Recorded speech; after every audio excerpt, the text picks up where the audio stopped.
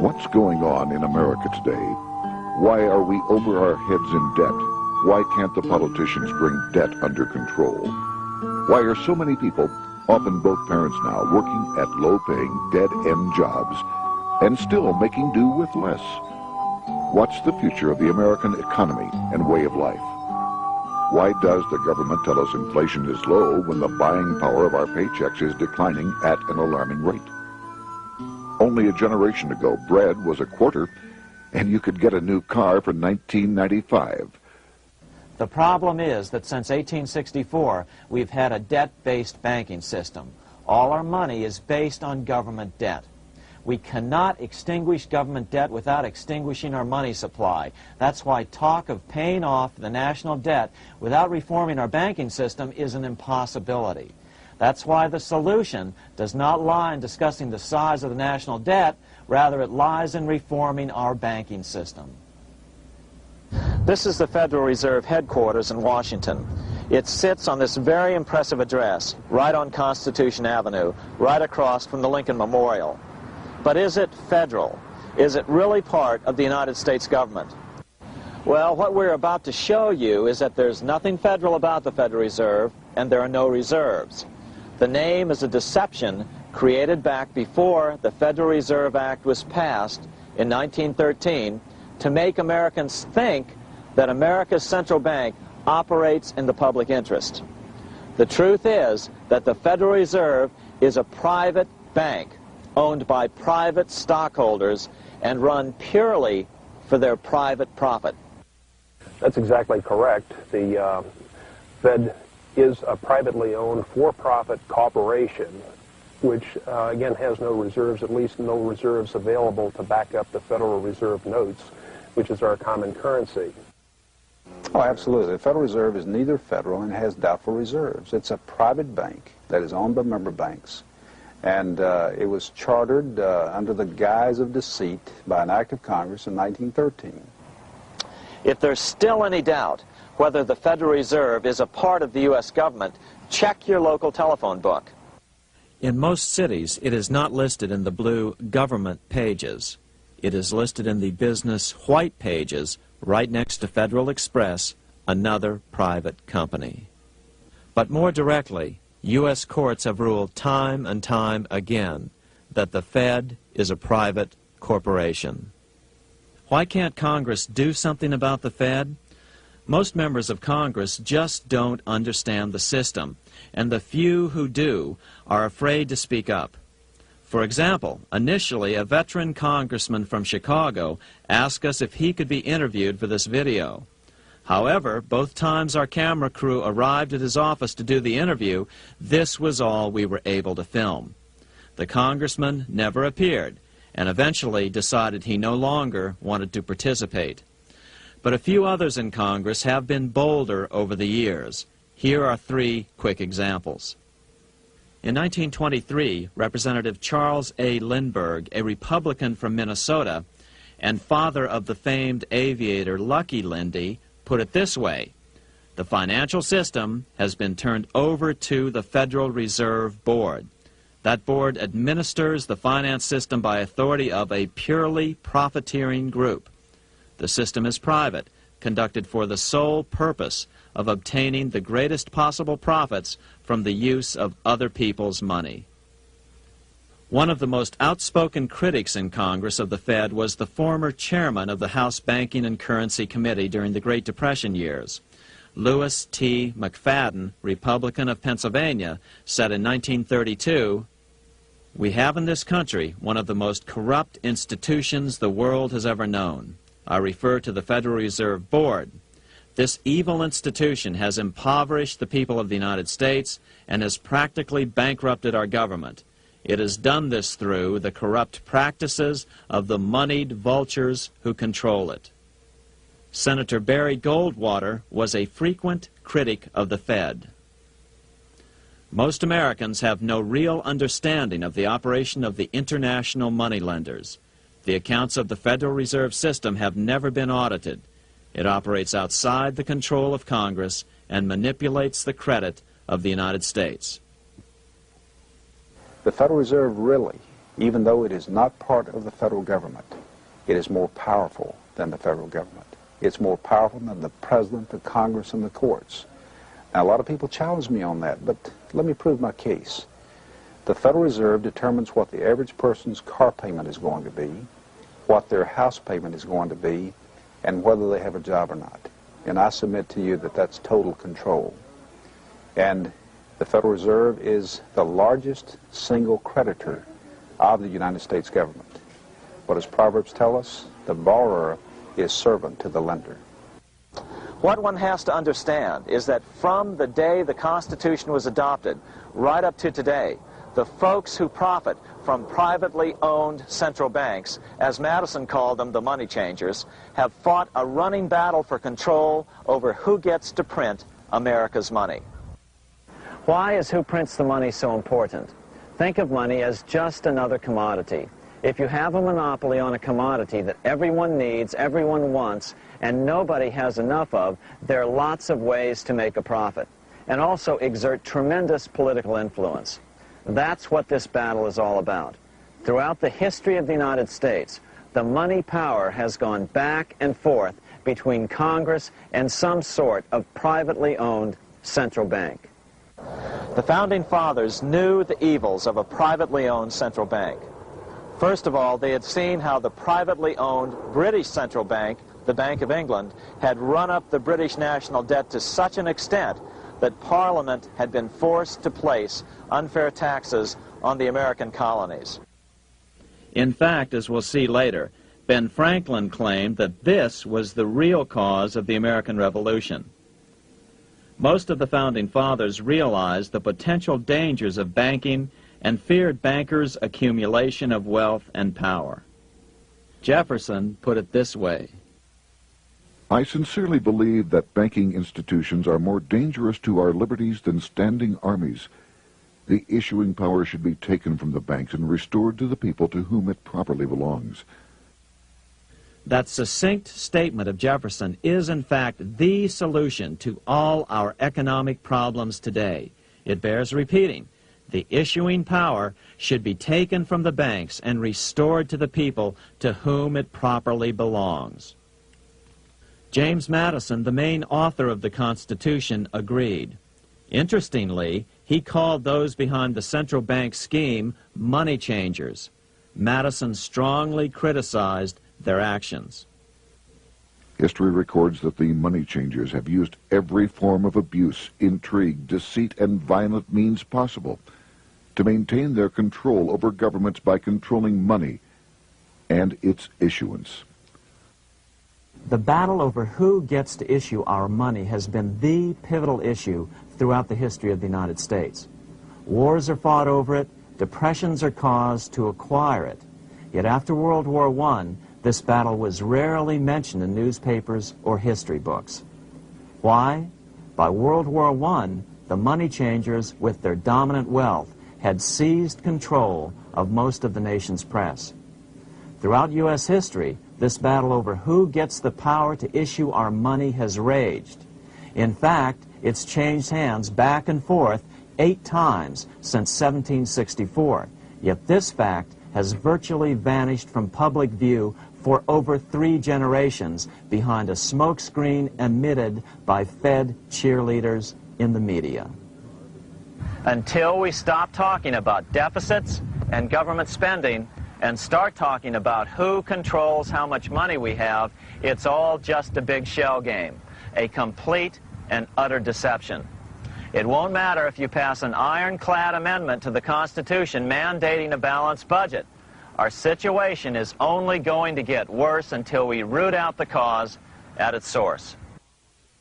What's the solution for our national problem? First of all, education.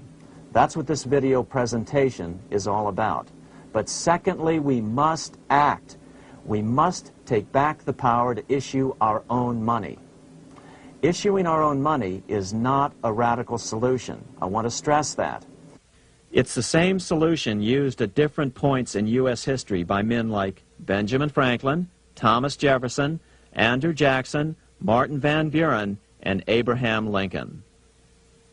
So, to sum it up, in 1913, Congress gave an independent central bank, deceptively named the Federal Reserve, a monopoly over issuing America's money. And the debt generated by this quasi-private corporation is what is killing the American economy.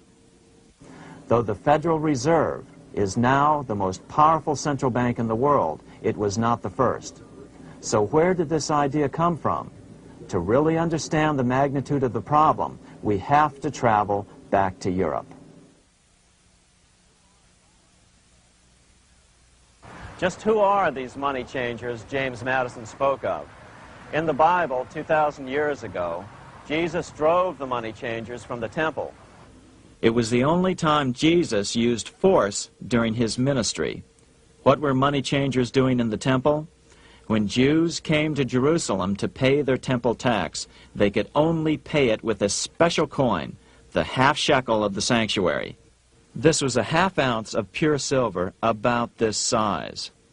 It was the only coin around at that time which was pure silver and of assured weight without the image of a pagan emperor. Therefore, to Jews, the half shekel was the only coin acceptable to God. But these coins were not plentiful. The money changers had cornered the market on them. Then they raised the price, just like any other commodity, to whatever the market would bear. In other words, money changers were making exorbitant profits because they held a virtual monopoly on money. The Jews had to pay whatever they demanded. To Jesus, this totally violated the sanctity of God's house.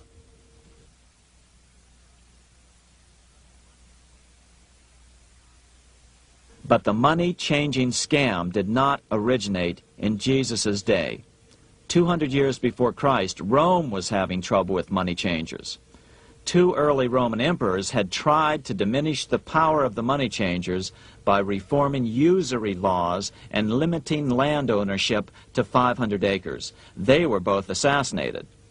In 48 BC, Julius Caesar took back the power to coin money from the money changers and minted coins for the benefit of all. With this new, plentiful supply of money, he built great public works projects. By making money plentiful, Caesar won the love of the common man. But the money changers hated him. Some believe this was an important factor in Caesar's assassination. One thing is for sure, with the death of Caesar came the demise of plentiful money in Rome. Taxes increased, as did corruption. Just as in the case of America today, usury and debased coin became the rule. Eventually, the Roman money supply was reduced by 90%. As a result, the common people lost their lands and their homes, just as is about to happen soon in America. With the demise of plentiful money, the masses lost confidence in the Roman government and refused to support it. Rome plunged into the gloom of the Dark Ages.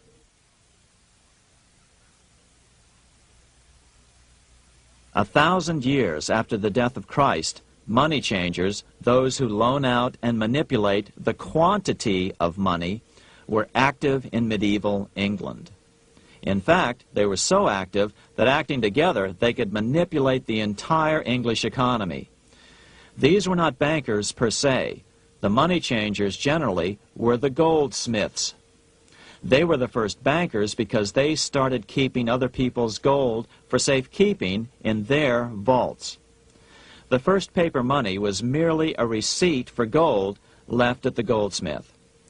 Paper money caught on because it was more convenient than carrying around a lot of heavy gold and silver coins. Eventually, goldsmiths noticed that only a small fraction of the depositors ever came in and demanded their gold at any one time. Goldsmiths started cheating on the system. They discovered that they could print more money than they had gold, and usually no one would be the wiser.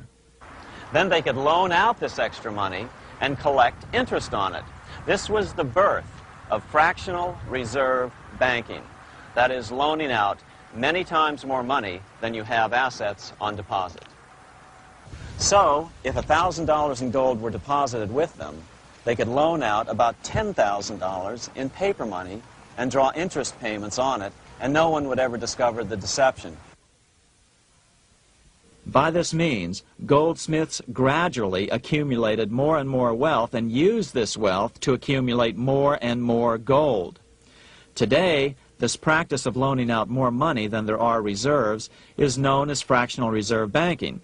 Every bank in the United States is allowed to loan out at least 10 times more money than they actually have. That's why they get rich on charging, let's say, 8% interest. It's not really 8% per year, which is their income. It's 80%. That's why bank buildings are always the largest in town. But does that mean that all interest or all banking should be illegal? Hardly. In the Middle Ages, canon law, the law of the Catholic Church, forbade charging interest on loans. This concept followed the teachings of Aristotle and St. Thomas Aquinas. They taught that the purpose of money was to serve the members of society, to facilitate the exchange of goods needed to lead a virtuous life. Interest, in their belief, hindered this purpose by putting an unnecessary burden on the use of money. In other words, interest was contrary to reason and justice. Reflecting church law in the Middle Ages, Europe forbade charging interest on loans and made it a crime called usury.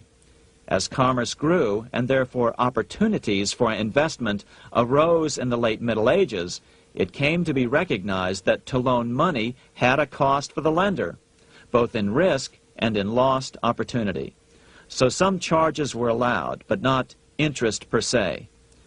But all moralists, no matter what religion, condemn fraud, oppression of the poor, and injustice as clearly immoral.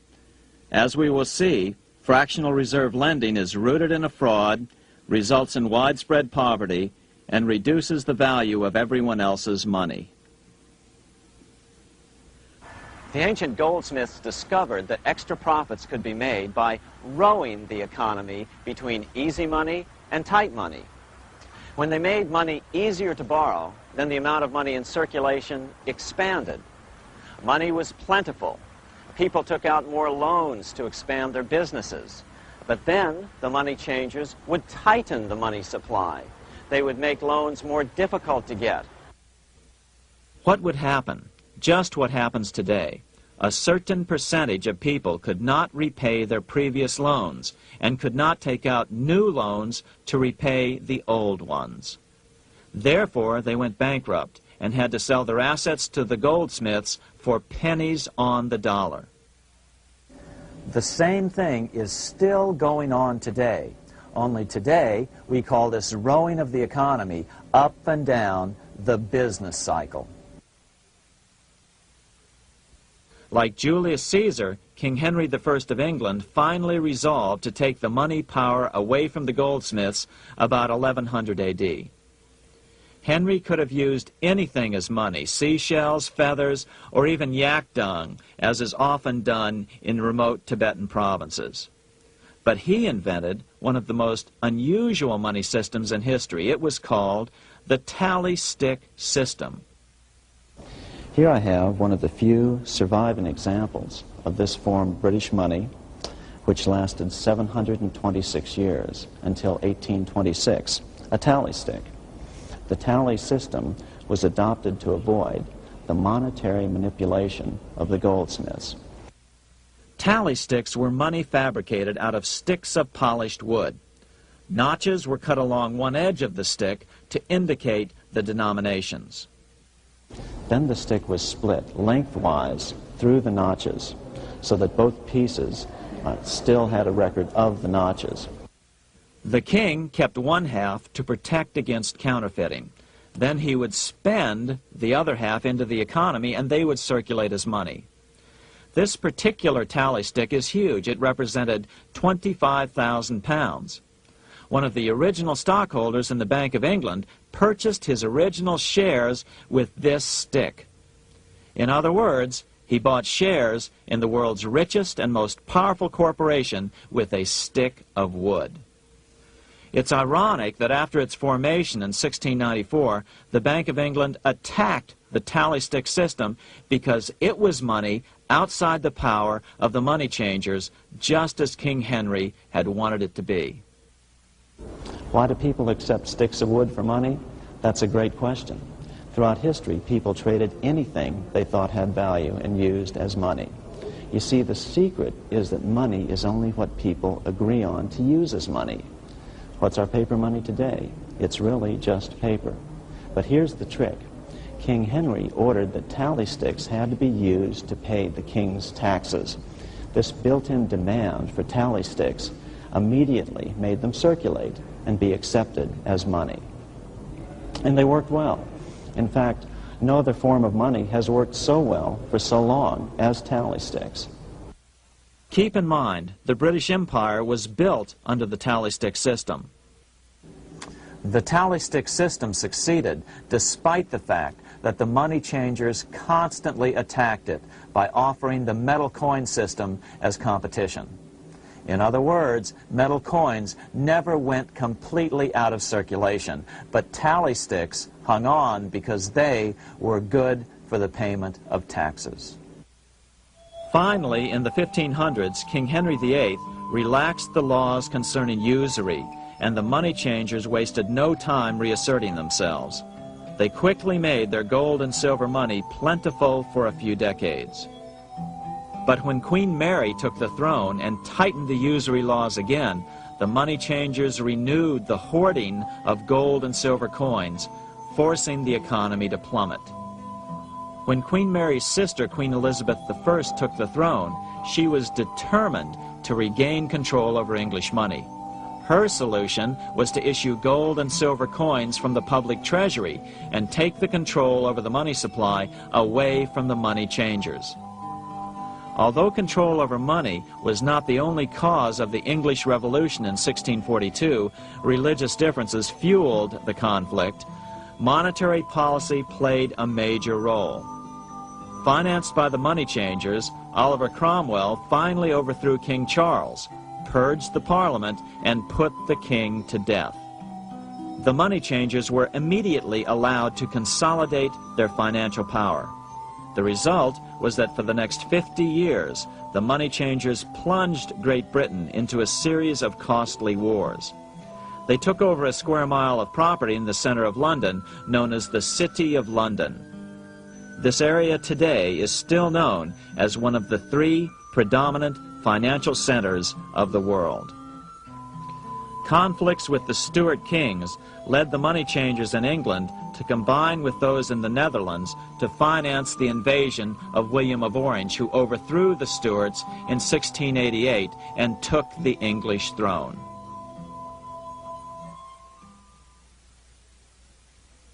By the end of the 1600s, England was in financial ruin. 50 years of more or less continuous wars with France and Holland had exhausted her. Frantic government officials met with the money changers to beg for the loans necessary to pursue their political purposes. The price was high. A government-sanctioned, privately owned bank which could issue money created out of nothing. It was to be the modern world's first privately owned central bank, the Bank of England. Although it was deceptively called the Bank of England to make the general population think it was part of the government, it was not. Like any other private corporation, the Bank of England sold shares to get started. The investors, whose names were never revealed, were supposed to put up £1.25 million British pounds in gold coin to buy their shares in the bank, but only £750,000 was ever received. Despite that, the bank was duly chartered in 1694 and started out in the business of loaning out several times the money it supposedly had in reserves, all at interest. In exchange, the new bank would loan British politicians as much of the new currency as they wanted, as long as they secured the debt by direct taxation of the British people. So, legalization of the Bank of England amounted to nothing less than legal counterfeiting of a national currency for private gain. Unfortunately, nearly every nation now has a privately controlled central bank using the Bank of England as the basic model. Such is the power of these central banks that they soon take total control over a nation's economy. It soon amounts to nothing but a plutocracy ruled by the rich. It would be like putting control of the army in the hands of the mafia. The danger of tyranny would be extreme. Yes, we need central banks. No, we do not need them in private hands. The central bank scam is really a hidden tax. The nation sells bonds to the central bank to pay for things it does not have the political will to raise taxes to pay for. But the bonds are purchased with money the central bank creates out of nothing. More money in circulation makes your money worth less. The government gets as much money as it needs, and the people pay for it in inflation. The beauty of the plan is that not one person in 1,000 can figure it out because it's usually hidden behind complex-sounding economics gibberish. With the formation of the Bank of England, the nation was soon awash in money. Prices throughout the country doubled. Massive loans were granted for just about any wild scheme. One venture proposed to drain the Red Sea to recover gold supposedly lost when the Egyptian army drowned pursuing Moses and the Israelites. By 1698, government debt grew from the initial £1.25 million to £16 million. Naturally, taxes were increased and then increased again to pay for all of this.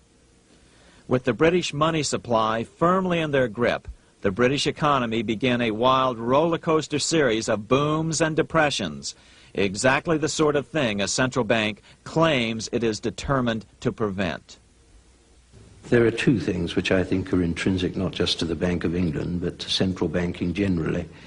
The first is an involvement in the formulation of monetary policy with the specific objective of achieving monetary stability.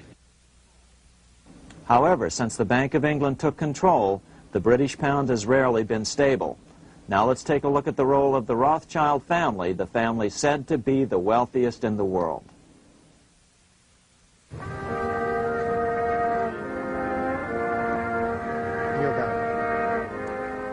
This is Frankfurt, Germany. 50 years after the Bank of England opened its doors, a goldsmith named Amschel Moses Bauer opened a coin shop, a counting house, in 1743. And over the door he placed a sign depicting a Roman eagle on a red shield. The shop became known as the Red Shield Firm, or in German, Rothschild. When his son, Amschel Meyer Bauer, inherited the business, he decided to change his name to Rothschild. Amschel soon learned that loaning money to governments and kings was more profitable than loaning to private individuals. Not only were the loans bigger, but they were secured by the nation's taxes. Mayer Rothschild had 5 sons. He trained them all in the skills of money creation, then sent them out to the major capitals of Europe to open branch offices of the family banking business. His first son, Amschel Meyer, stayed in Frankfurt to mind the hometown bank. His second son, Solomon, was sent to Vienna. His third son, Nathan, was clearly the most clever. He was sent to London at age 21 in 1798, 100 years after the founding of the Bank of England.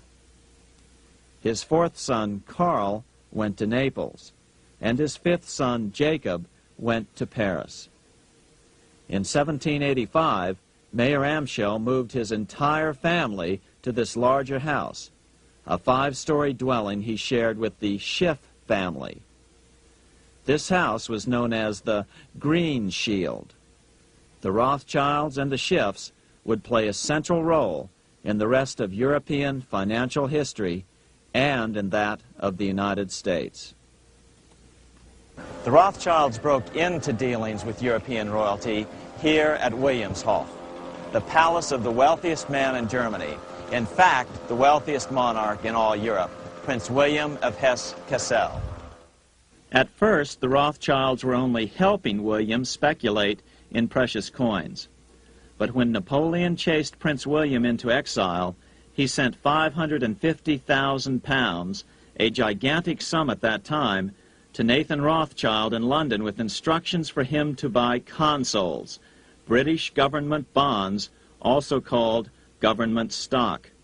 But Rothschild used the money for his own purposes. With Napoleon on the loose, the opportunities of wartime investments were nearly limitless. William returned here sometime prior to the Battle of Waterloo in 1815. He summoned Rothschild and demanded his money back. The Rothschilds returned William's money with the interest the British consuls would have paid him had the investment actually been made. But the Rothschilds kept all the past profits they had made using William's money. Nathan Rothschild later bragged that in the 17 years he'd been in England, he'd increased his original £20,000 stake given to him by his father by 2,500 times. By cooperating within the family, the Rothschilds soon grew unbelievably wealthy. By the mid-1800s, they dominated all European banking and were certainly the wealthiest family in the world. They financed Cecil Rhodes, making it possible for him to establish a monopoly over the diamond and gold fields of South Africa. In America, they financed the Harrimans and railroads, the Vanderbilts and railroads and the press, and Carnegie in the steel industry, among many others. In fact, during World War I, J.P. Morgan was thought to be the richest man in America. But after his death, it was discovered that he was actually only a lieutenant of the Rothschilds. Once Morgan's will was made public, it was discovered that he owned only 19% of J.P. Morgan companies. By 1850, James Rothschild, the heir of the French branch of the family, was said to be worth 600 million French francs, 150 million more than all the other bankers in France put together. He built this mansion called Ferrier, just east of Paris. Wilhelm I, on seeing it, exclaimed, "Kings couldn't afford this. It could only belong to a Rothschild." Another 19th century French commentator put it this way: "There is but one power in Europe, and that is Rothschild." There is no evidence that their predominant standing in European or world finance has changed. Now let's take a look at the results the Bank of England had produced on the British economy and how that later was the root cause of the American Revolution.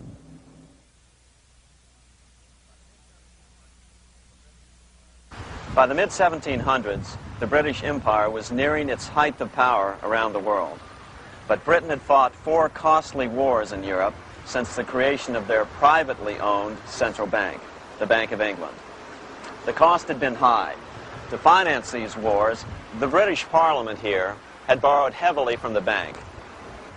By the mid-1700s, the government's debt here in Britain was £140 million, a staggering sum for those days.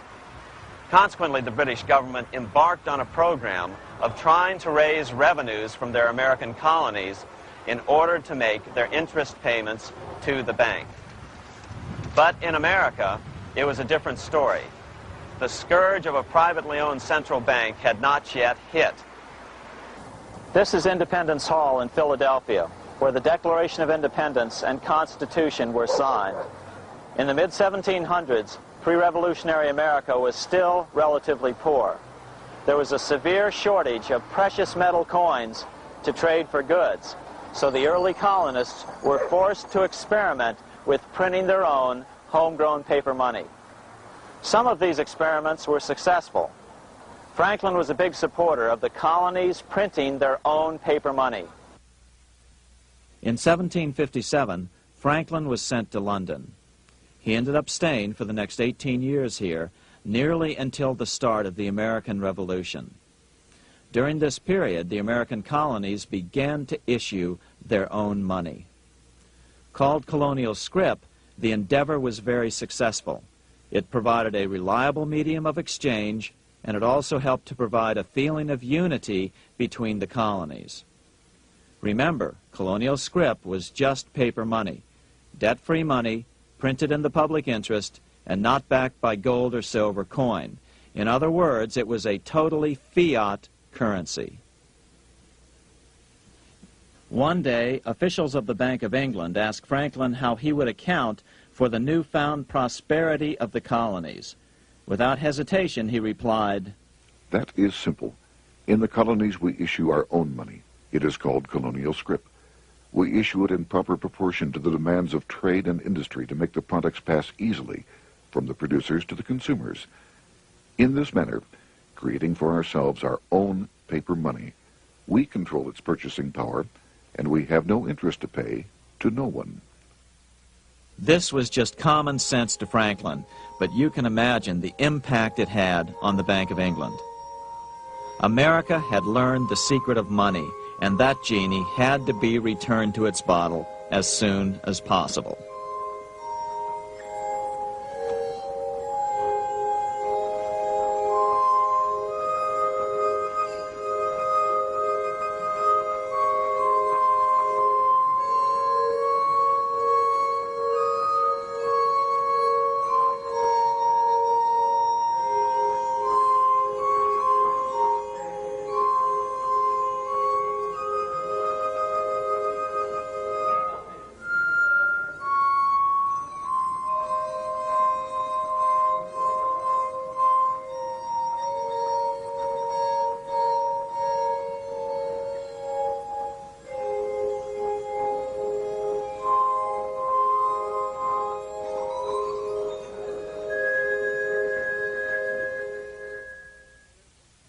As a result, Parliament hurriedly passed the Currency Act of 1764.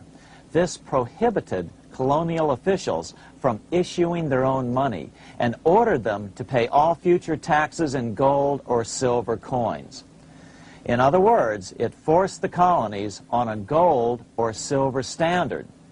For those who still believe that a gold standard is the answer for America's current monetary problems, look what happened to America after that. Writing in his autobiography, Franklin said, "In 1 year, the conditions were so reversed that the era of prosperity ended and a depression set in to such an extent that the streets of the colonies were filled with unemployed." Franklin claims that this was even the basic cause for the American Revolution. As Franklin put it in his autobiography, "The colonies would gladly have borne a little tax on tea and other matters had it not been that England took away from the colonies their money, which created unemployment and dissatisfaction. The inability of the colonists to get the power to issue their own money permanently out of the hands of George III and the international bankers was the prime reason for the Revolutionary War." By the time the first shots were fired in Lexington, Massachusetts, on April 19, 1775, the colonies had been drained of gold and silver coin by British taxation. As a result, the Continental government had no choice but to print money to finance the war. At the start of the Revolution, the U.S. money supply stood at $12 million. By the end of the war, it was nearly $500 million. As a result, the currency was virtually worthless. Shoes sold for $5,000 a pair. Colonial scrip had worked because just enough was issued to facilitate trade. As George Washington lamented, "A wagon load of money will scarcely purchase a wagon load of provisions." Today, those who support a gold-backed currency point to this period during the Revolution to demonstrate the evils of a fiat currency. But remember, the same currency had worked so well 20 years earlier during times of peace that the Bank of England had Parliament outlaw it. Towards the end of the Revolution, the Continental Congress, meeting here at Independence Hall, grew desperate for money. In 1781, they allowed Robert Morris, their financial superintendent, to open a privately owned central bank. Incidentally, Morris was a wealthy man who had grown wealthier during the Revolution by trading in war materials. Called the Bank of North America, the new bank was closely modeled after the Bank of England. It was allowed to practice fractional reserve banking. That is, it could lend out money it didn't have, then charge interest on it. If you or I were to do that, we would be charged with fraud, a felony. The bank's charter called for private investors to put up $400,000 worth of initial capital.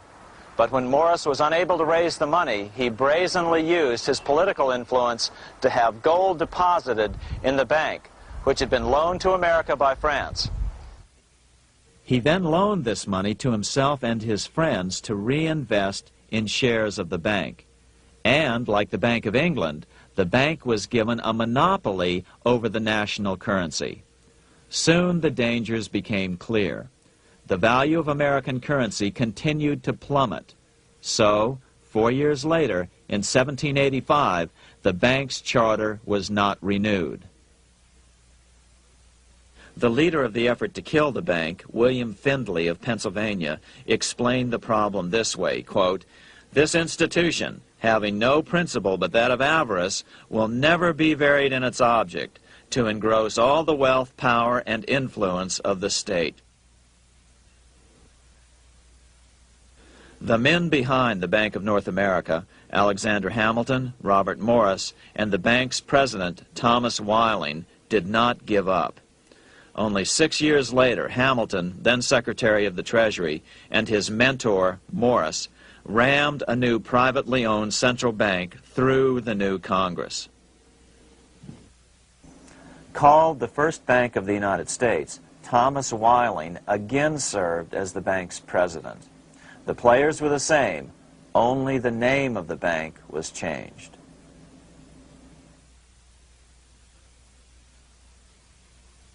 In 1787, colonial leaders assembled in Philadelphia to replace the ailing Articles of Confederation. As we saw earlier, both Thomas Jefferson and James Madison were unalterably opposed to a privately owned central bank. They had seen the problems caused by the Bank of England. They wanted nothing of it. As Jefferson later put it, "If the American people ever allow private banks to control the issue of their currency, first by inflation, then by deflation, the banks and the corporations which grow up around them will deprive the people of all property until their children wake up homeless on the continent their fathers conquered." during the debate over the future monetary system, another one of the founding fathers, Gouverneur Morris, castigated the motivations of the owners of the Bank of North America. Gouverneur Morris headed the committee that wrote the final draft of the Constitution. Morris knew the motivations of the bank well. Along with his old boss, Robert Morris, Gouverneur Morris and Alexander Hamilton were the ones who had presented the original plan for the Bank of North America to the Continental Congress in the last year of the Revolution. In a letter he wrote to James Madison on July 2nd, 1787, Gouverneur Morris revealed what was really going on. "The rich will strive to establish their dominion and enslave the rest. They always did. They always will. They will have the same effect here as elsewhere if we do not, by the power of government, keep them in their proper spheres." Despite the defection of Gouverneur Morris from the ranks of the bank, Hamilton, Robert Morris, Thomas Whiling, and their European backers were not about to give up. They convinced the bulk of the delegates to the Constitutional Convention to not give Congress the power to issue paper money. Most of the delegates were still reeling from the wild inflation of the paper currency during the Revolution. They had forgotten how well colonial scrip had worked before the war. But the Bank of England had not. The money changers could not stand to have America printing her own money again. So the Constitution is silent on the matter. This grievous defect left the door wide open for the money changers, just as they had planned.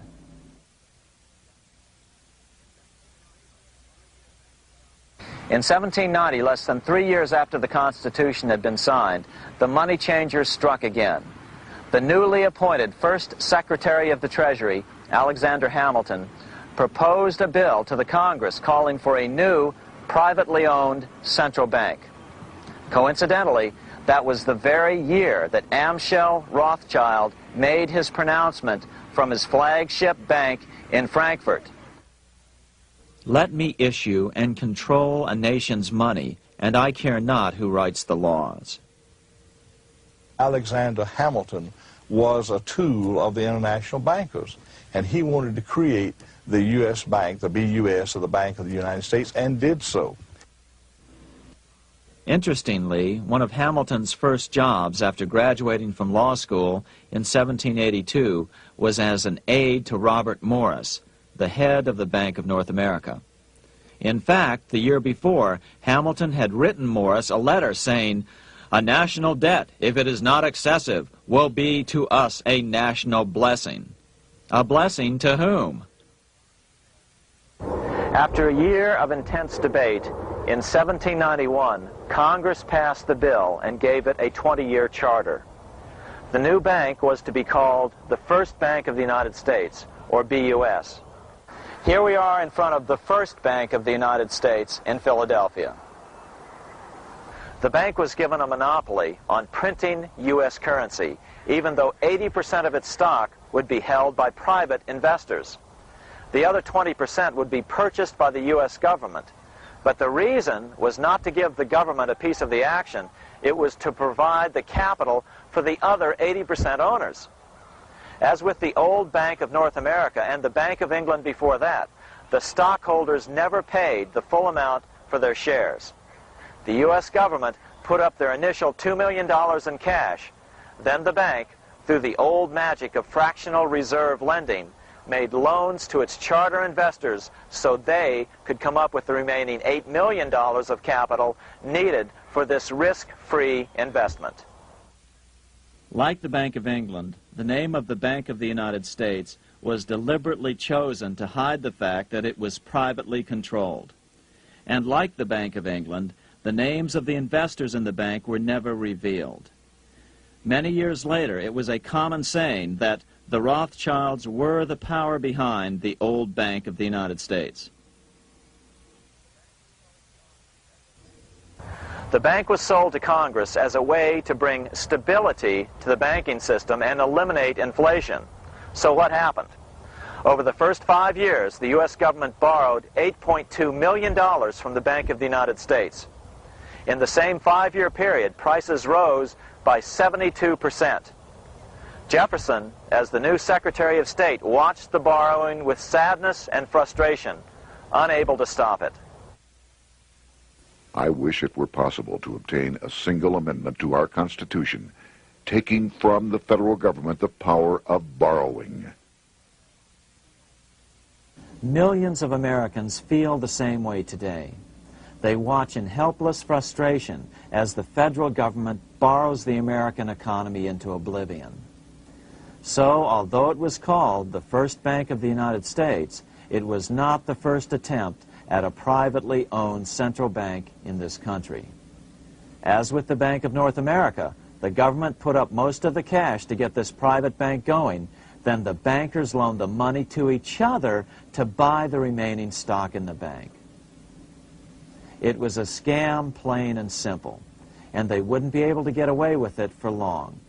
But first, we have to travel back to Europe to see how a single man was able to manipulate the entire British economy by obtaining the first news of Napoleon's final defeat.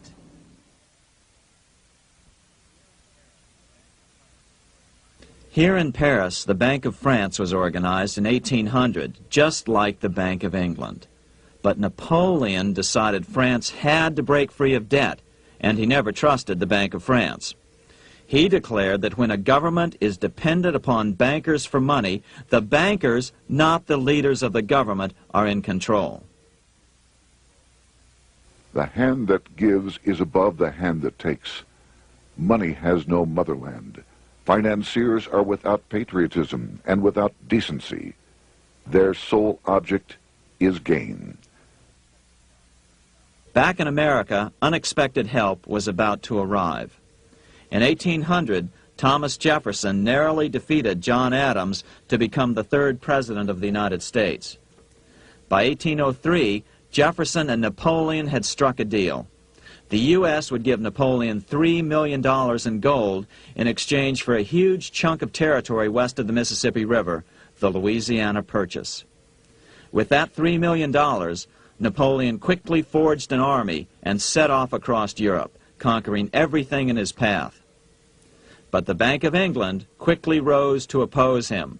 They financed every nation in his path, reaping the enormous profits of war. Prussia, Austria, and finally Russia all went heavily into debt in a futile attempt to stop Napoleon.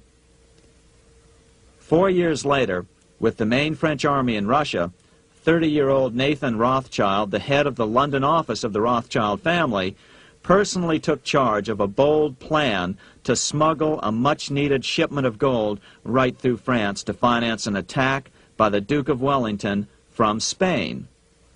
Nathan later bragged at a dinner party in London that it was the best business he'd ever done. Little did he know that he would do much better business in the near future. Wellington's attacks from the south and other defeats eventually forced Napoleon to abdicate, and Louis XVIII was crowned king.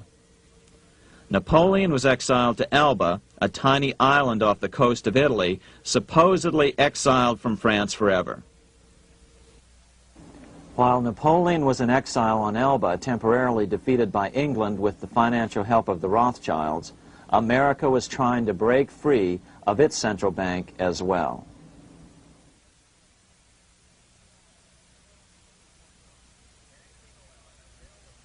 In 1811, a bill was put before Congress to renew the charter of the Bank of the United States. The debate grew very heated, and the legislatures of both Pennsylvania and Virginia passed resolutions asking Congress to kill the bank.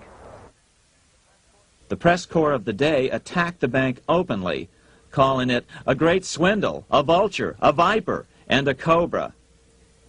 Oh, to have an independent press once again in America.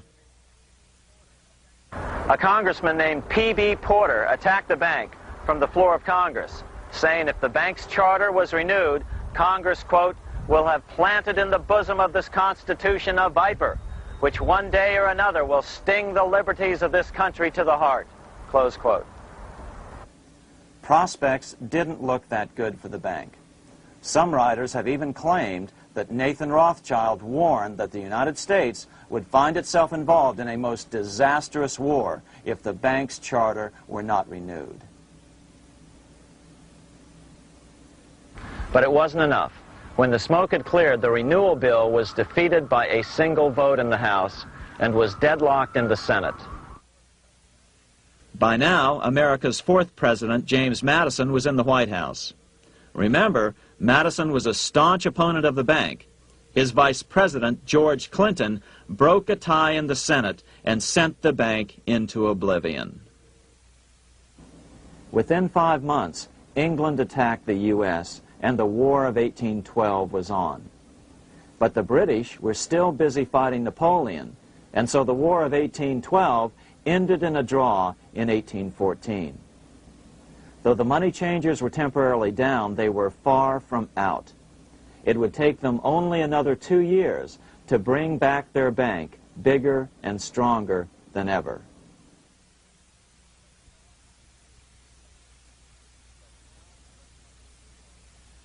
But now let's return to Napoleon, because nothing else in history more aptly demonstrates the ingenuity of the Rothschild family than their control of the British stock market after Waterloo.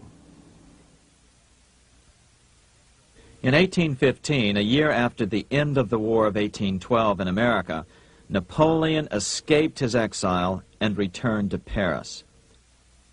French troops were sent out to capture him, but such was his charisma that the soldiers rallied around their old leader and hailed him as their emperor once again. In March of 1815, Napoleon equipped an army which Britain's Duke of Wellington defeated less than 90 days later at Waterloo. Some writers claim Napoleon borrowed £5 million from the Bank of England to rearm. But it appears these funds actually came from the Ouvard banking house in Paris. Nevertheless, from about this point on, it was not unusual for privately controlled central banks to finance both sides in a war. Why would a central bank finance opposing sides in a war? Because war is the biggest debt generator of them all. A nation will borrow any amount for victory. The ultimate loser is loaned just enough to hold out the vain hope of victory, and the ultimate winner is given enough to win. Besides, such loans are usually conditioned upon the guarantee that the victor will honor the debts of the vanquished.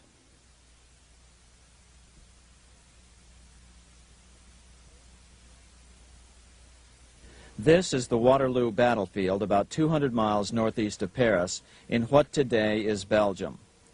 Here Napoleon suffered his final defeat, but not before thousands of French and Englishmen gave their lives on a steamy summer day in July of 1815. Right over there, on June 18, 1815, 74,000 French troops met 67,000 troops from Britain and other European nations. The outcome was certainly in doubt. In fact, had Napoleon attacked a few hours earlier, he would probably have won the battle.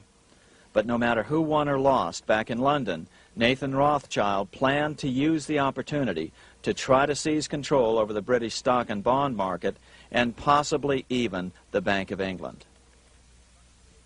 Rothschild stationed a trusted agent, a man named Rothworth, on the north side of the battlefield, closer to the English Channel. Once the battle had been decided, Rothworth took off for the Channel. He delivered the news to Nathan Rothschild a full 24 hours before Wellington's own courier. Rothschild hurried to the stock market and took up his usual position in front of an ancient pillar. All eyes were on him. The Rothschilds had a legendary communications network. If Wellington had been defeated and Napoleon was loose on the continent again, Britain's financial situation would become grave indeed. Rothschild looked saddened. He stood there motionless, eyes downcast. Then suddenly he began selling. Other nervous investors saw that Rothschild was selling. It could only mean one thing. Napoleon must have won, Wellington must have lost. The market plummeted. Soon everyone was selling their consols, their British government bonds, and prices dropped sharply. But then Rothschild started secretly buying up the consols through his agents for only a fraction of their worth hours before. Myths, legends, you say? 100 years later, the New York Times ran a story which said that Nathan's grandson had attempted to secure a court order to suppress a book with this stock market story in it. The Rothschild family claimed the story was untrue and libelous, but the court denied the Rothschilds' request and ordered the family to pay all court costs. What's even more interesting about this story is that some authors claim that the day after the Battle of Waterloo, in a matter of hours, Nathan Rothschild came to dominate not only the bond market, but the Bank of England as well. Whether or not the Rothschild family seized control of the Bank of England, the first privately owned central bank in a major European nation and the wealthiest, one thing is certain. By the mid-1800s, the Rothschilds were the richest family in the world, bar none. They dominated the new government bond markets and branched into other banks and industrial concerns. In fact, the rest of the 19th century was known as the Age of the Rothschilds. Despite this overwhelming wealth, the family has generally cultivated an aura of invisibility. Although the family controls scores of industrial, commercial, mining, and tourist corporations, only a handful bear the Rothschild name. By the end of the 19th century, one expert estimated that the Rothschild family controlled half the wealth of the world. Whatever the extent of their vast wealth, it is reasonable to assume that their percentage of the world's wealth has increased since then. But since the turn of the century, the Rothschilds have cultivated the notion that their power has somehow waned even as their wealth increases.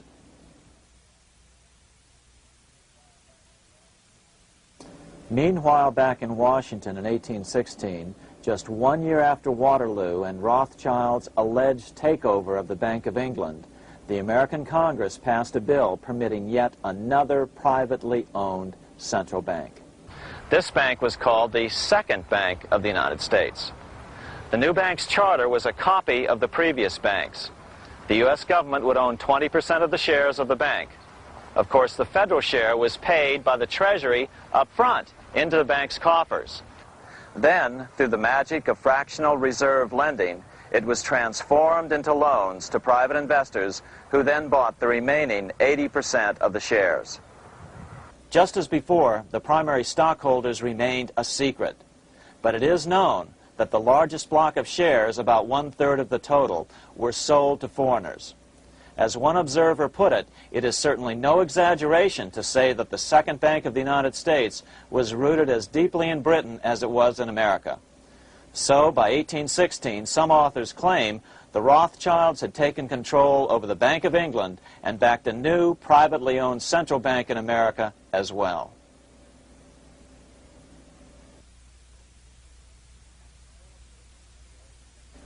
After 12 years of manipulations of the U.S. economy on the part of the Second Bank of the U.S., the American people had had just about enough.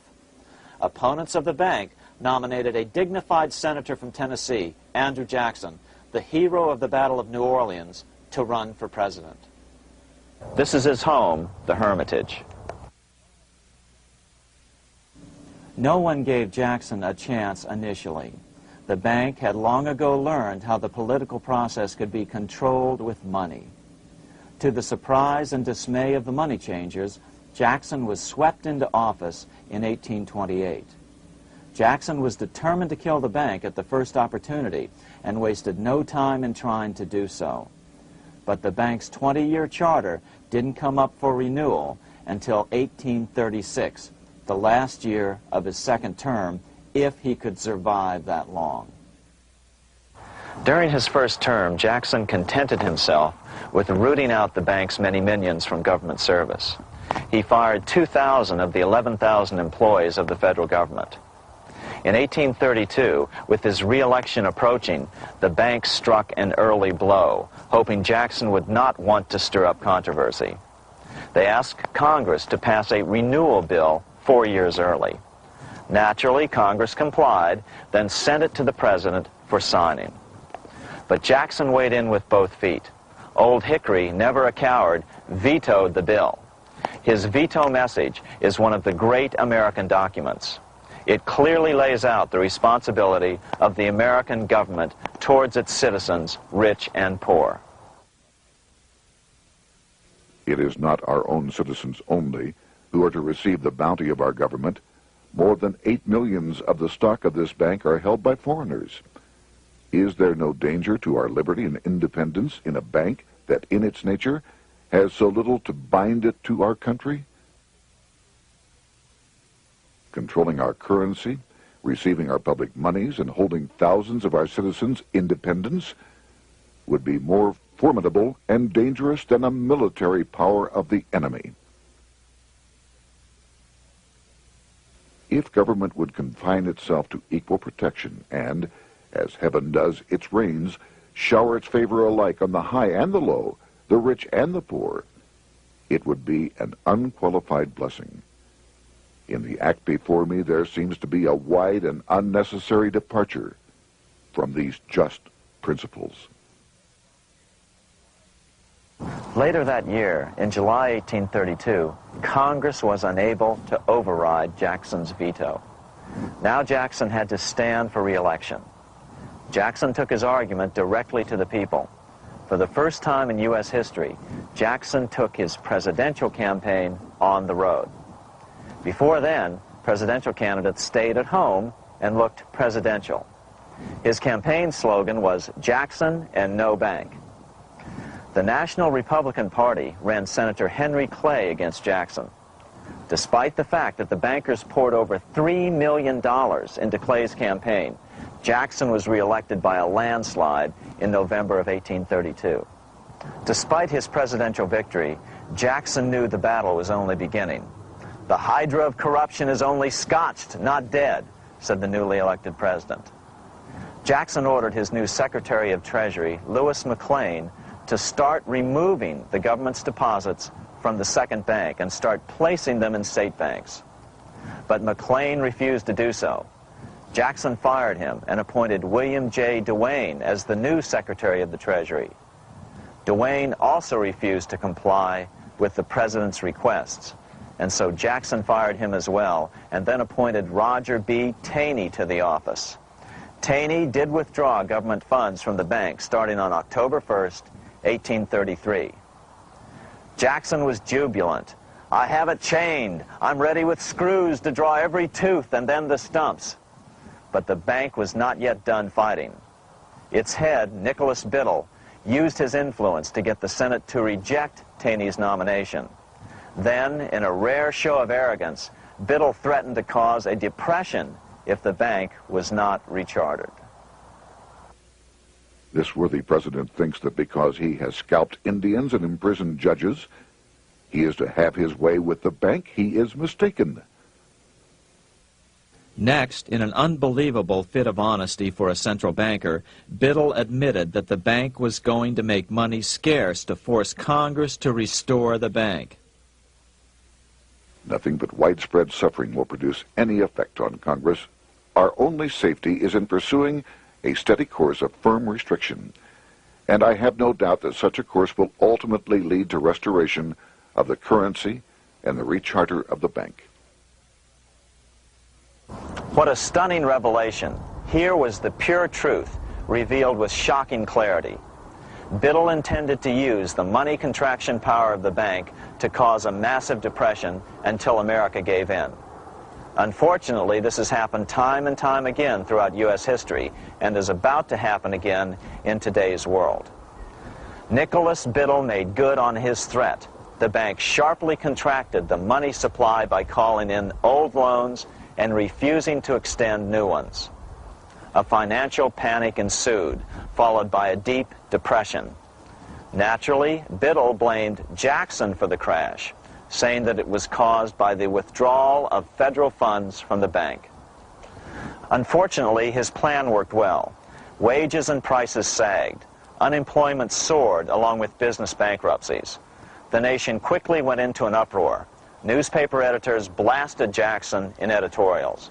The bank threatened to withhold payments, which then could be made directly to key politicians for their support.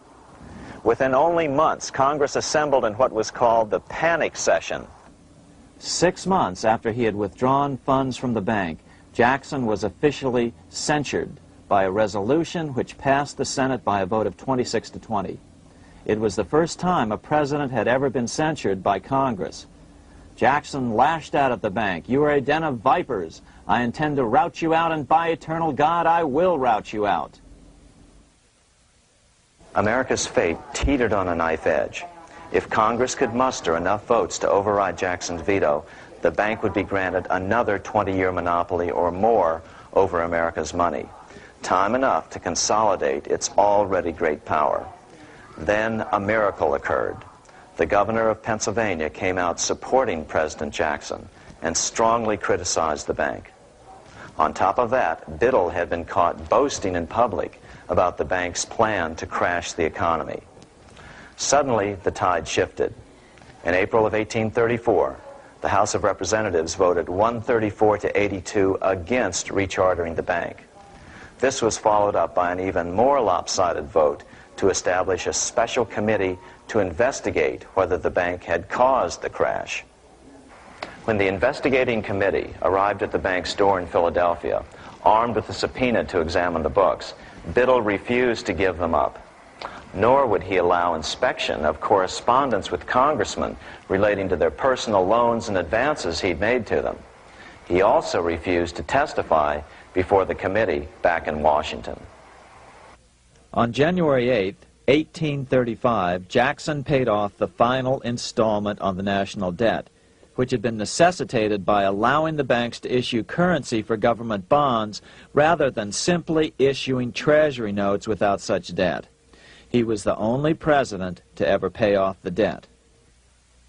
A few weeks later, on January 30th, 1835, an assassin by the name of Richard Lawrence tried to shoot President Jackson, but by the grace of God, both pistols misfired. Lawrence was later found not guilty by reason of insanity. After his release, he bragged to friends that powerful people in Europe had put him up to the task and promised to protect him if he were caught. The following year, when its charter ran out, the Second Bank of the United States ceased functioning as the nation's central bank. Biddle was later arrested and charged with fraud. He was tried and acquitted, but died shortly thereafter while still tied up in civil suits.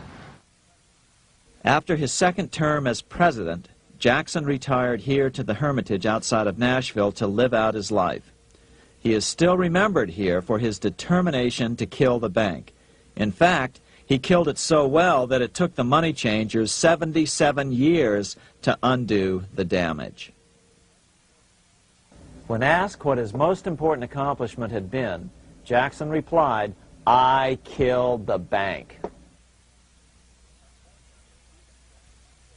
Unfortunately, even Jackson failed to grasp the entire picture and its root cause. Although Jackson had killed the central bank, the most insidious weapon of the money changers, fractional reserve banking, remained in use by the numerous state-chartered banks. This fueled economic instability in the years before the Civil War. Still, the central bankers were out, and as a result, America thrived as it expanded westward.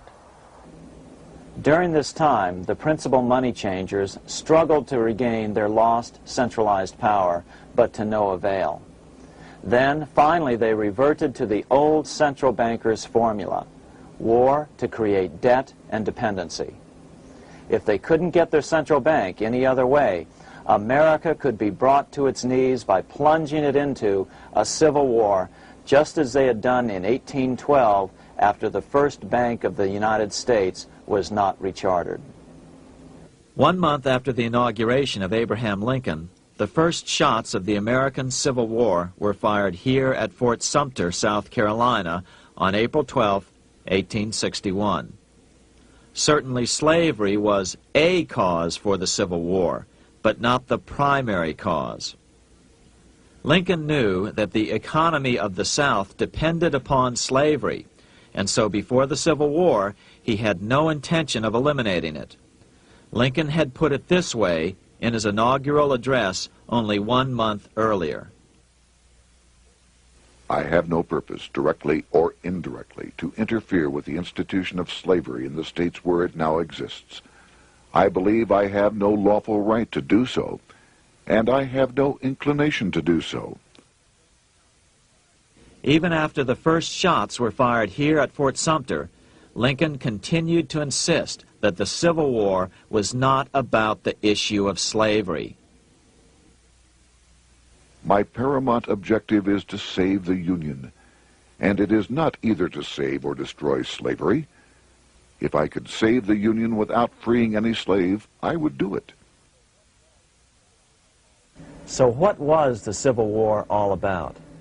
There were many factors at play. Northern industrialists had used protective tariffs to prevent the southern states from buying cheaper European goods. Europe retaliated by stopping cotton imports from the South. The southern states were in a double financial bind.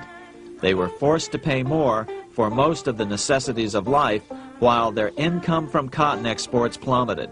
The South was angry. But there were other factors at work. The money changers were still stung by America's withdrawal from their control 25 years earlier. Since then, America's wildcat economy had made the nation rich, a bad example for the rest of the world. The central bankers now saw an opportunity to split the rich new nation, to divide and conquer by war. Was this just some sort of wild conspiracy theory at the time? Well, let's take a look at what a well-placed observer of the scene had to say at the time. His name was Otto von Bismarck, Chancellor of Germany, the man who united the German states a few years later. The division of the United States into federations of equal force was decided long before the Civil War by the high financial powers of Europe. These bankers were afraid that the United States, if they remained as one bloc and as one nation, would attain economic and financial independence which would upset their financial domination over the world. Within months after the first shots here at Fort Sumter, the central bankers loaned Napoleon III of France, the nephew of the Waterloo Napoleon, 210 million francs to seize Mexico and station troops along the southern border of the U.S., taking advantage of their war to violate the Monroe Doctrine and return Mexico to colonial rule. No matter what the outcome of the Civil War, a weakened America, heavily indebted to the money changers, would open up Central and South America once again to European colonization and domination. The very thing America's Monroe Doctrine had forbade in 1823. At the same time, Great Britain moved 11,000 troops into Canada and positioned them menacingly along America's northern border. The British fleet went to war alert should their quick intervention be called for. Lincoln knew he was in a double bind. That's why he agonized over the fate of the Union. There was a lot more to it than just differences between the North and the South. That's why his emphasis was always on union and not merely the defeat of the South. But Lincoln needed money to win. In 1861, Lincoln and his Secretary of Treasury, Salmon P. Chase, went to New York to apply for the necessary loans. The money changers, anxious to see the Union fail, offered loans at 24 to 36% interest. Lincoln said thanks, but no thanks, and returned to Washington. Lincoln sent for an old friend, Colonel Dick Taylor of Chicago, and put him on the problem of financing the war. During one meeting, Lincoln asked Taylor what he'd discovered. Taylor put it this way. Why, Lincoln, that is easy. Just get Congress to pass a bill authorizing the printing of full legal tender Treasury notes, and pay your soldiers with them, and go ahead and win your war with them also. When Lincoln asked if the people of the United States would accept the notes, Taylor said, "The people, or anyone else, will not have any choice in the matter if you make them full legal tender. They will have the full sanction of the government and be just as good as any money, as Congress is given that express right by the Constitution." So that's exactly what Lincoln did. In 1862-63, he printed up $450 million worth of the new bills. In order to distinguish them from other banknotes in circulation, he printed them in green ink on the back side. That's why the notes were called greenbacks. With this new money, Lincoln paid the troops and bought their supplies. During the course of the war, nearly $450 million worth of greenbacks were printed at no interest to the federal government. Lincoln understood who was really pulling the strings and what was at stake for the American people. This is how he explained his rationale. The government should create, issue, and circulate all the currency and credit needed to satisfy the spending power of the government and the buying power of consumers. The privilege of creating and issuing money is not only the supreme prerogative of government, but it is the government's greatest creative opportunity. By the adoption of these principles, the taxpayers will be saved immense sums of interest. Money will cease to be master and become the servant of humanity. A truly incredible editorial in the London Times explained the central bankers' attitude towards Lincoln's greenbacks. If this mischievous financial policy, which has its origins in North America, shall become indurated down to a fixture, then That government will furnish its own money without cost. It will pay off debts and be without debt. It will have all the money necessary to carry on its commerce. It will become prosperous without precedent in the history of the world. The brains and wealth of all countries will go to North America. That country must be destroyed, or it will destroy every monarchy on the globe. The scheme was effective, so effective that the next year, 1863, with Federal and Confederate troops beginning to mass for the decisive battle of the Civil War, and the Treasury in need of further congressional authority to issue more greenbacks, Lincoln allowed the bankers to push through the National Bank Act. These new national banks would operate under a virtual tax-free status and collectively had the exclusive monopoly power to create the new form of money, banknotes. Though greenbacks continued to circulate, their numbers were not increased.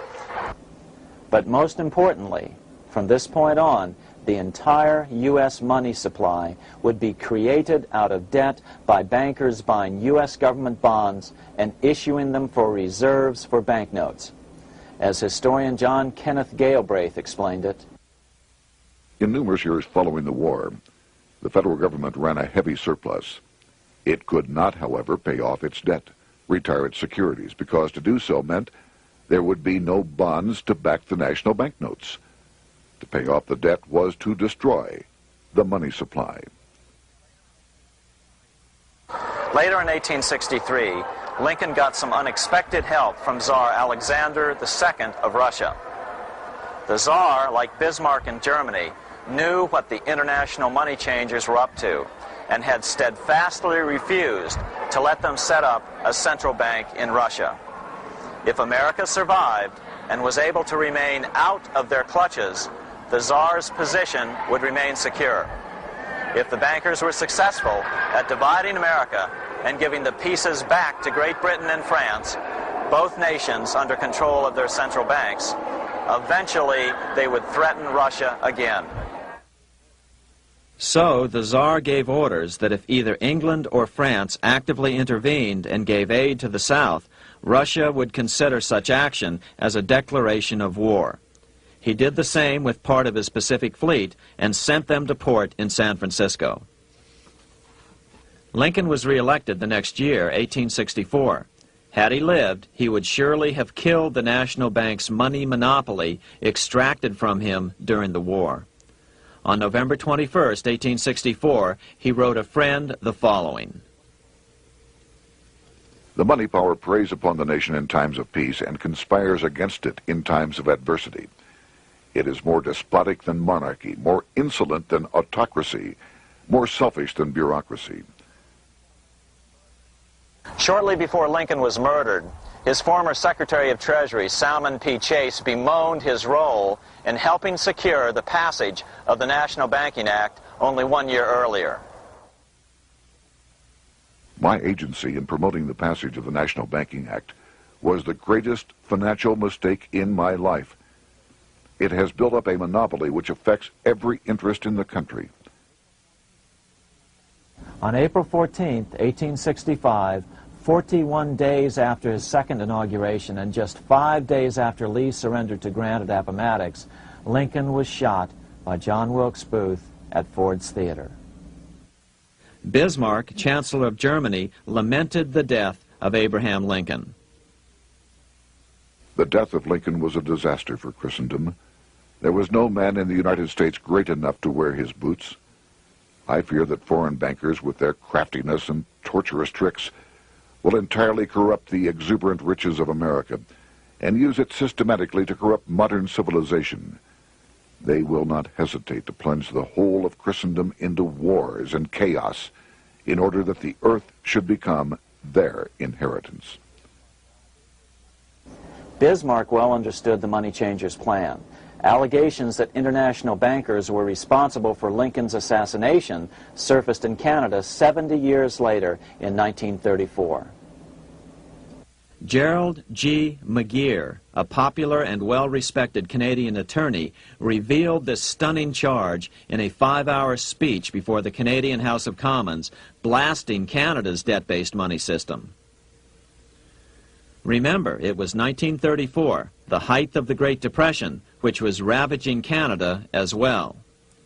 McGeer had obtained evidence deleted from the public record, provided to him by Secret Service agents at the trial of John Wilkes Booth, after Booth's death. McGeer said it showed that Booth was a mercenary, working for the international bankers. According to an article in the Vancouver Sun of May 2nd, 1934, Abraham Lincoln, the martyred emancipator of the slaves, was assassinated through the machinations of a group representative of the international bankers who feared the United States president's national credit ambitions. There was only one group in the world at that time who had any reason to desire the death of Lincoln. They were the men opposed to his national currency program and who had fought him throughout the whole Civil War on his policy of greenback currency. Interestingly, McGeer claimed that Lincoln was assassinated not only because international bankers wanted to reestablish a central bank in America, but because they also wanted to base America's currency on gold. Gold they controlled. In other words, put America on a gold standard. Lincoln had done just the opposite by issuing U.S. notes, greenbacks, which were based purely on the good faith and credit of the United States. The article quoted McGeer as saying, "They were the men interested in the establishment of the gold standard and the right of the bankers to manage the currency and credit of every nation in the world. With Lincoln out of the way, they were able to proceed with that plan and did proceed with it in the United States. Within 8 years after Lincoln's assassination, silver was demonetized and the gold standard money system set up in the United States." Not since Lincoln has the U.S. issued debt-free United States notes. These red-sealed bills, which were issued in 1963, were not a new issue from President Kennedy, but merely the old greenbacks reissued year after year. In another act of folly and ignorance, the 1994 Regal Act actually authorized the replacement of Lincoln's greenbacks with debt-based notes. In other words, greenbacks were in circulation in the United States until 1994. Why was silver bad for the bankers and gold good? Simple.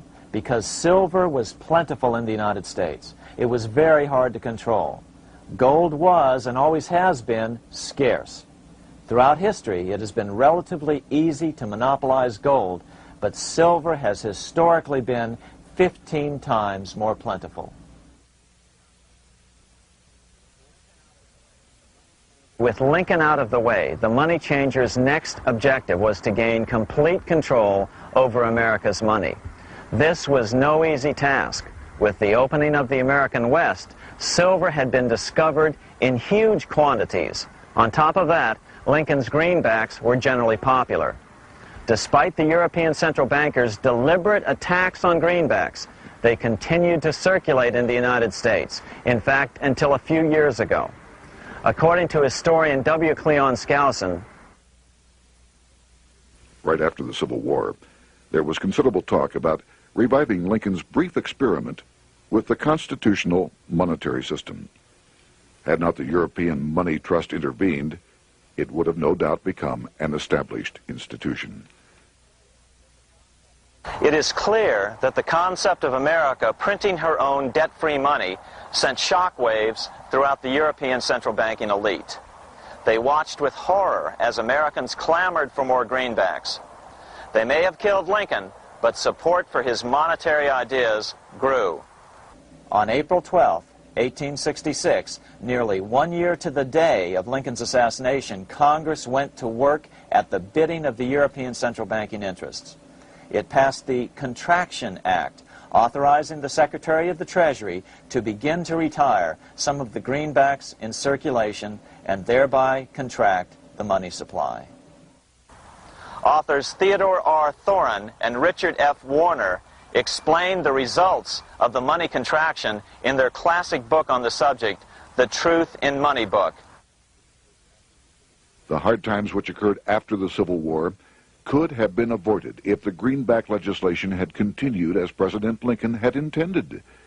Instead, there were a series of money panics, what we call recessions, which put pressure on Congress to enact legislation to place the banking system under centralized control. Eventually, the Federal Reserve Act was passed on December 23, 1913. In other words, the money changers wanted two things: the reinstitution of a central bank under their exclusive control, and two, an American currency backed by gold. Their strategy was twofold. First of all, cause a series of panics to try to convince the American people that only centralized control of the money supply could provide economic stability.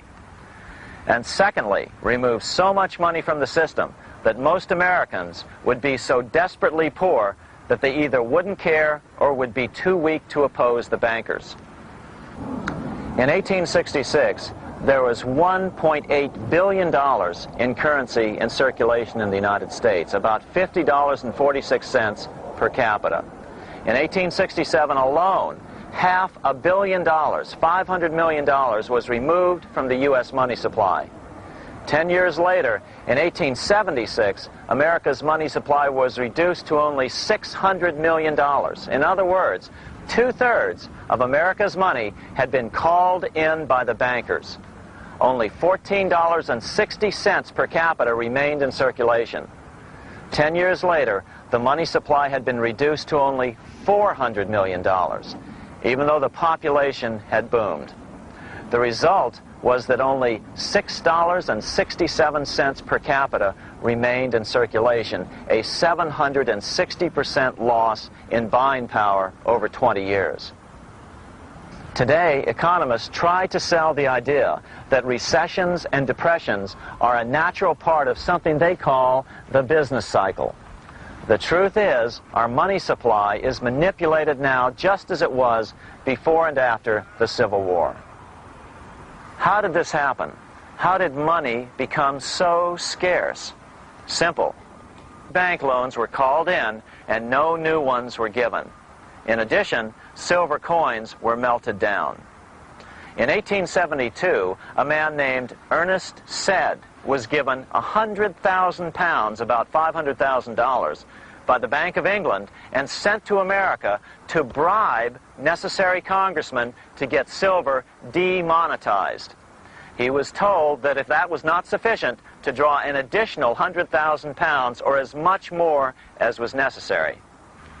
The next year, Congress passed the Coinage Act of 1873, and the minting of silver dollars abruptly stopped. In fact, Representative Samuel Hooper, who introduced the bill in the House, acknowledged that Mr. Sed actually drafted the legislation. But it gets even worse than that. In 1874, Sed himself admitted who was behind the scheme. I went to America in the winter of 1872-73, authorized to secure, if I could, the passage of a bill demonetizing silver. It was in the interest of those I represented, the governors of the Bank of England, to have it done. By 1873, gold coins were the only form of coin money. But the contest over control of America's money was not yet over. Only 3 years later, in 1876, with 1/3 of America's workforce unemployed, the population was growing restless. People were clamoring for a return to the greenback money system of President Lincoln, or a return to silver money, anything that would make money more plentiful.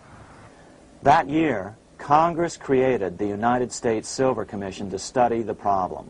Their report clearly blamed the monetary contraction on the national bankers. The report is interesting because it compares the deliberate money contraction by the national bankers after the Civil War to the fall of the Roman Empire. The disaster of the Dark Ages was caused by decreasing money and falling prices. Without money, civilization could not have had a beginning, and with a diminishing supply, it must languish, and unless relieved, finally perish. At the Christian era, the metallic money of the Roman Empire amounted to $1,800,000,000. By the end of the 15th century, it had shrunk to less than $200 million. History records no other such disastrous transition as that from the Roman Empire to the Dark Ages.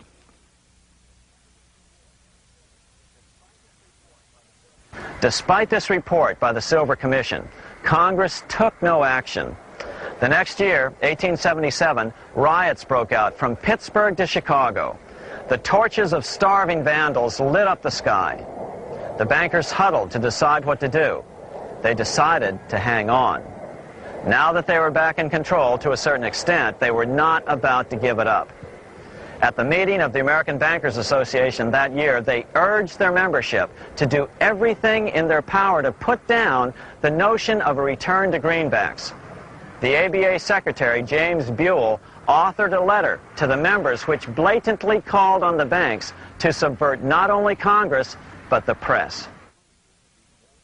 It is advisable to do all in your power to sustain such prominent daily and weekly newspapers, especially the agricultural and religious press, as will oppose the greenback issue of paper money, and that you will also withhold patronage from all applicants who are not willing to oppose the government issue of money. To repeal the act creating banknotes or to restore to circulation the government issue of money will be to provide the people with money and will therefore seriously affect our individual profits as bankers and lenders. See your congressman at once and engage him to support our interest that we may control legislation. As political pressure mounted in Congress for change, the press tried to turn the American people away from the truth. The New York Tribune put it this way on January 10th, 1878. "The capital of the country is organized at last, and we will see whether Congress will dare to fly in its face." But it didn't work entirely. On February 28, 1878, Congress passed the Sherman Law, allowing the minting of a limited number of silver dollars, ending the 5-year hiatus. This did not end gold backing of the currency, however, nor did it completely free silver. Previous to 1873, anyone who brought silver to the U.S. Mint could have it struck into silver dollars free of charge. No longer. But at least some money began to flow back into the economy again. With no further threat to their control, the bankers loosened up on loans, and the post-Civil War depression was finally ended. 3 years later, the American people elected Republican James Garfield president. Garfield understood how the economy was being manipulated. As a congressman, he had been chairman of the Appropriations Committee and was a member of Banking and Currency. After his inauguration, he slammed the money changers publicly in 1881. Whoever controls the volume of money in any country is absolute master of all industry and commerce. And when you realize that the entire system is very easily controlled, one way or another, by a few powerful men at the top, you will not have to be told how periods of inflation and depression originate. Unfortunately, within a few weeks of making this statement, on July 2nd of 1881, President Garfield was assassinated.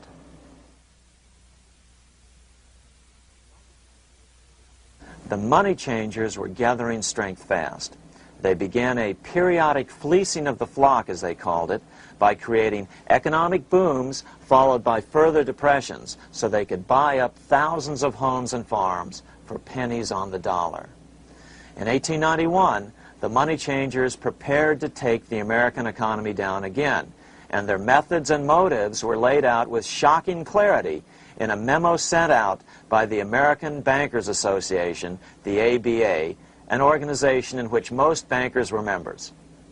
Notice that this memo called for bankers to create a depression on a certain date 3 years in the future. According to the congressional record, here's how it read in part. On September 1st, 1894, we will not renew our loans under any consideration. On September 1st, we will demand our money. We will foreclose and become mortgagees in possession. We can take 2/3 of the farms west of the Mississippi and thousands of them east of the Mississippi as well at our price. Then the farmers will become tenants, as in England. These depressions could be controlled because America was on the gold money standard. Since gold is scarce, it's one of the easiest commodities to manipulate. People wanted silver money legalized again so they could escape the stranglehold the money changers had on gold money. People wanted silver money reinstated, reversing Mr. Said's Act of 1873, by then called the Crime of '73. By 1896, the issue of more silver money had become the central issue in the presidential campaign. William Jennings Bryan, a senator from Nebraska, ran for president as a Democrat on the free silver issue. At the Democratic National Convention in Chicago, he made an emotional speech which won him the nomination entitled Crown of Thorns and Cross of Gold. Though Bryan was only 36 years old at the time, this speech is widely regarded as the most famous oration ever made before a political convention. In the dramatic conclusion, Bryan said, "We will answer their demand for a gold standard by saying to them, you shall not press down upon the brow of labor this crown of thorns. You shall not crucify mankind upon a cross of gold." The bankers lavishly supported the Republican candidate, William McKinley, who favored the gold standard. The resulting contest was amongst the most fiercely contested presidential races in American history. Bryan made over 600 speeches in 27 states. The McKinley campaign got manufacturers and industrialists to inform their employees that if Bryan were elected, all factories and plants would close and there would be no work. The ruse succeeded. McKinley beat Bryan by a small margin. Bryan ran for president again in 1900 and in 1908, but fell short each time. During the 1912 Democratic Convention, Bryan was a powerful figure who helped Woodrow Wilson win the nomination. When Wilson became president, he appointed Bryan as Secretary of State, but Bryan soon became disenchanted with the Wilson administration. Bryan served only 2 years in the Wilson administration before resigning in 1915 over the highly suspicious sinking of the Lusitania, the event which was used to drive America into World War I. Although William Jennings Bryan never gained the presidency, his efforts delayed the money changers for 17 years from attaining their next goal, a new, privately owned central bank for America.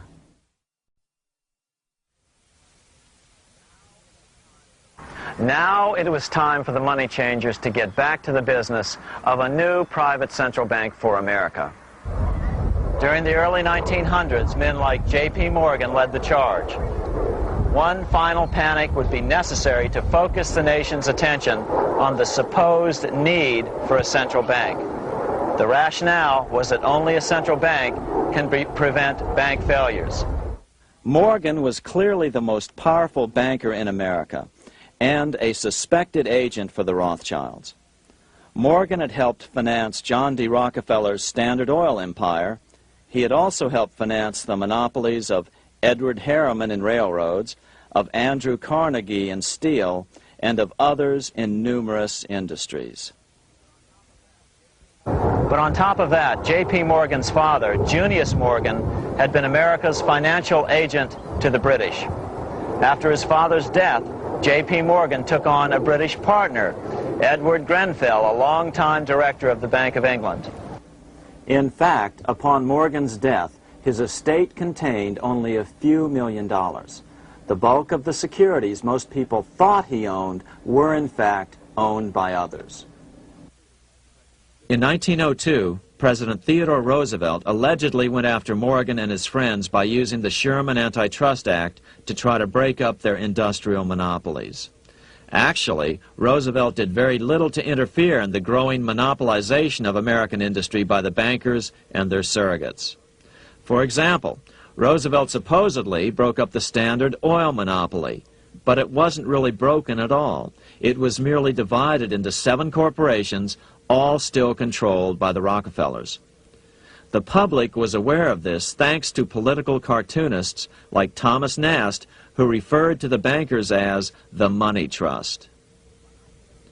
By 1907, the year after Teddy Roosevelt's re-election, Morgan decided it was time to try for a central bank again. Using their combined financial muscle, Morgan and his friends were secretly able to crash the stock market.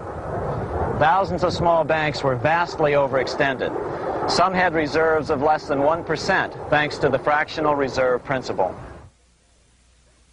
Within days, bank runs were commonplace across the nation. Now Morgan stepped into the public arena and offered to prop up the faltering American economy by supporting failing banks with money he manufactured out of nothing. It was an outrageous proposal, far worse than even fractional reserve banking, but Congress let him do it. Morgan manufactured $200 million worth of this completely reserveless private money and bought things with it, paid for services with it, and sent some of it to his branch banks to lend out at interest. His plan worked. Soon, the public regained confidence in money in general and quit hoarding their currency. But as a result, banking power was further consolidated into the hands of a few large banks. By 1908, the panic was over, and Morgan was hailed as a hero by the president of Princeton University, a man by the name of Woodrow Wilson. All this trouble could be averted if we appointed a committee of 6 or 7 public-spirited men like J.P. Morgan to handle the affairs of our country.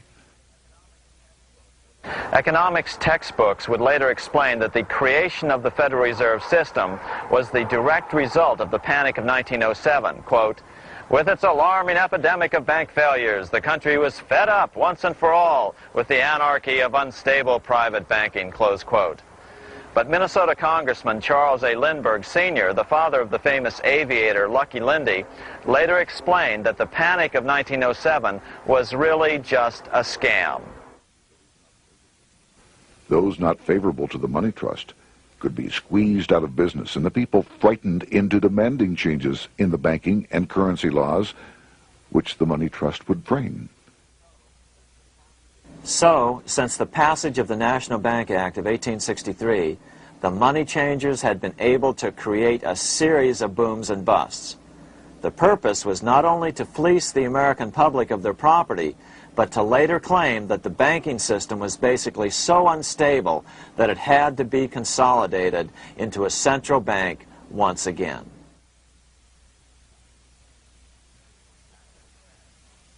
After the crash, Teddy Roosevelt, in response to the panic of 1907, signed into law a bill creating something called the National Monetary Commission. The commission was to study the banking problem and make recommendations to Congress. Of course, the commission was packed with Morgan's friends and cronies. The chairman was a man named Senator Nelson Aldrich from Rhode Island.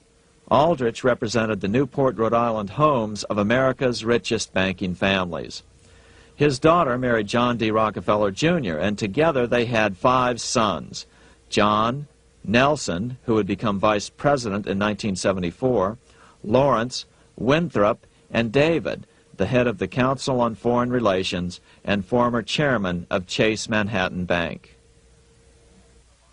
As soon as the National Monetary Commission was set up, Senator Aldrich immediately embarked on a 2-year tour of Europe, where he consulted at length with the private central bankers in England, France, and Germany. The total cost of his trip alone to the taxpayers was $300,000, an astronomical sum in those days. Shortly after his return, on the evening of November 22nd, 1910, some of the wealthiest and most powerful men in America boarded Senator Aldrich's private rail car and in the strictest secrecy journeyed to this place, Jekyll Island, off the coast of Georgia. With the group came Paul Warburg. Warburg had been given a $500,000 per year salary to lobby for the passage of a privately owned central bank in America by the investment firm Kuhn, Loeb and Company. Warburg's partner in this firm was a man named Jacob Schiff, the grandson of the man who shared the Green Shield house with the Rothschild family in Frankfurt. Schiff, as we'll find out later, was in the process of spending $20 million to finance the overthrow of the Tsar in Russia. These three European banking families, the Rothschilds, the Warburgs, and the Schiffs, were interconnected by marriage down through the years, just as their American banking counterparts, the Morgans, Rockefellers, and Aldriches were. Secrecy was so tight that all 7 primary participants were cautioned to use only first names to prevent servants from learning their identities. Years later, one participant, Frank Vanderlip, president of National City Bank of New York and a representative of the Rockefeller family, confirmed the Jekyll Island trip in a February 9, 1935 edition of the Saturday Evening Post. I was as secretive, indeed as furtive as any conspirator. Discovery, we knew, simply must not happen, or else all our time and effort would be wasted. If it were to be exposed that our particular group had got together and written a banking bill, that bill would have no chance whatever of passage by Congress. The participants came here to figure out how to solve their major problem, how to bring back a privately owned central bank. But there were other problems that needed to be addressed as well. First of all, the market share of the big national banks was shrinking fast. In the first 10 years of the century, the number of U.S. banks had more than doubled to over 20,000. By 1913, only 29% of all banks were national banks, and they held only 57% of all deposits. As Senator Aldrich later admitted in a magazine article, before passage of this act, the New York bankers could only dominate the reserves of New York. Now, we are able to dominate the bank reserves of the entire country. Therefore, something had to be done to bring these new banks under their control. As John D. Rockefeller put it, quote, "Competition is sin," close quote. Secondly, the nation's economy was so strong that corporations were starting to finance their expansions out of profits instead of taking out huge loans from large banks. In the first 10 years of the new century, 70% of corporate funding came from profits. In other words, American industry was becoming independent of the money changers, and that trend had to be stopped. All the participants knew that these problems could be hammered out into a workable solution, but perhaps their biggest problem was a public relations problem, the name of the new bank.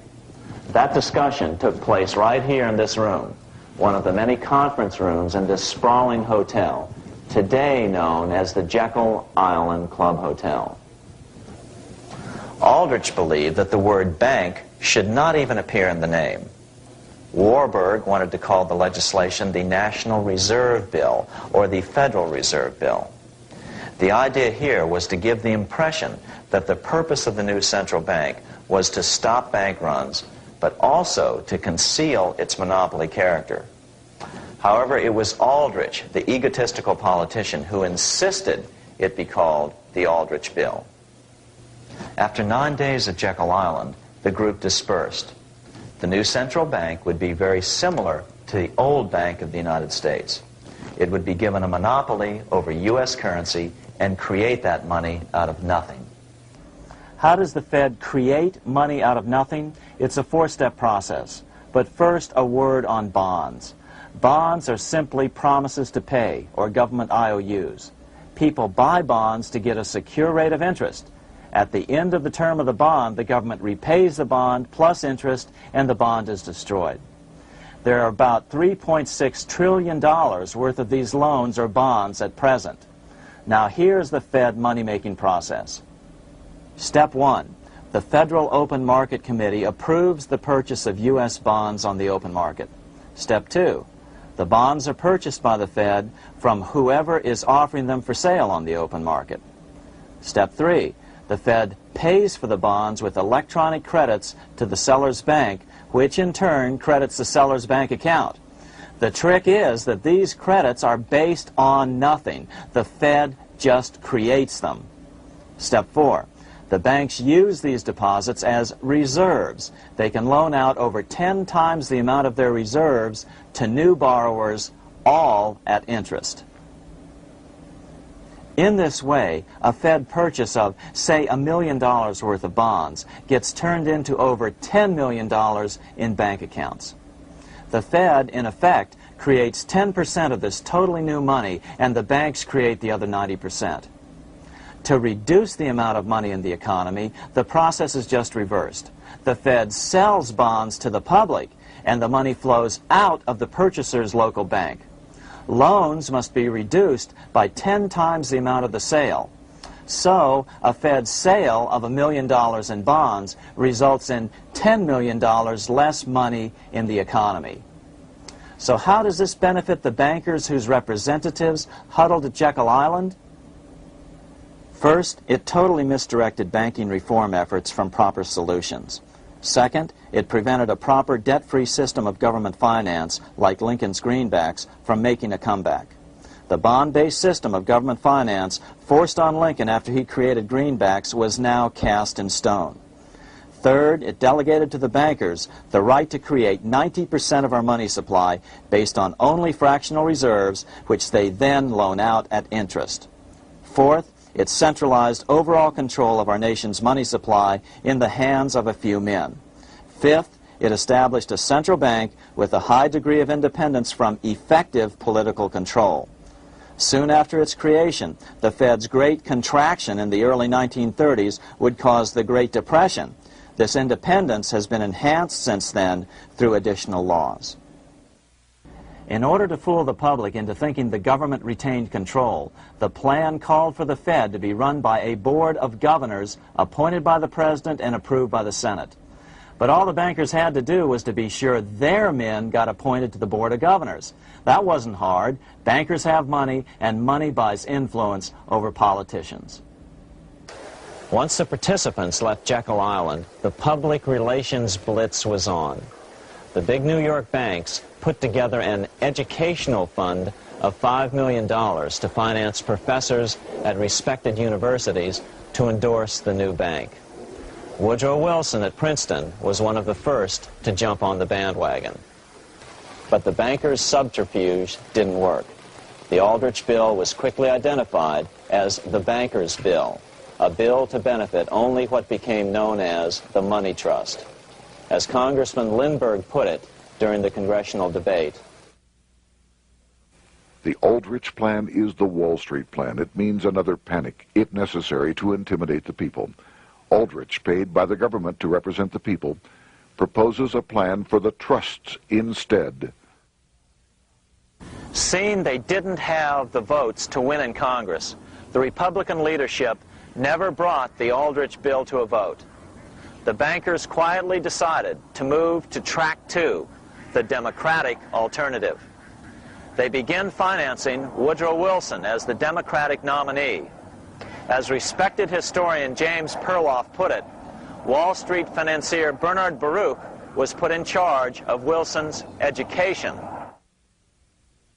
Baruch brought Wilson to the Democratic Party headquarters in New York in 1912, leading him like one would a poodle on a string.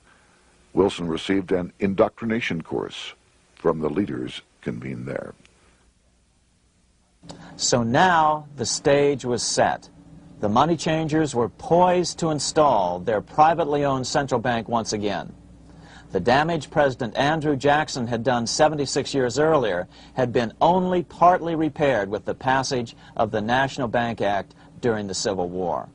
Since then, the battle had raged on across the decades. The Jacksonians became the greenbackers, who became the hardcore supporters of William Jennings Bryan. With Bryan leading the charge, these opponents of the money changers, ignorant of Baruch's tutelage, now threw themselves behind Democrat Woodrow Wilson. They and Bryan would soon be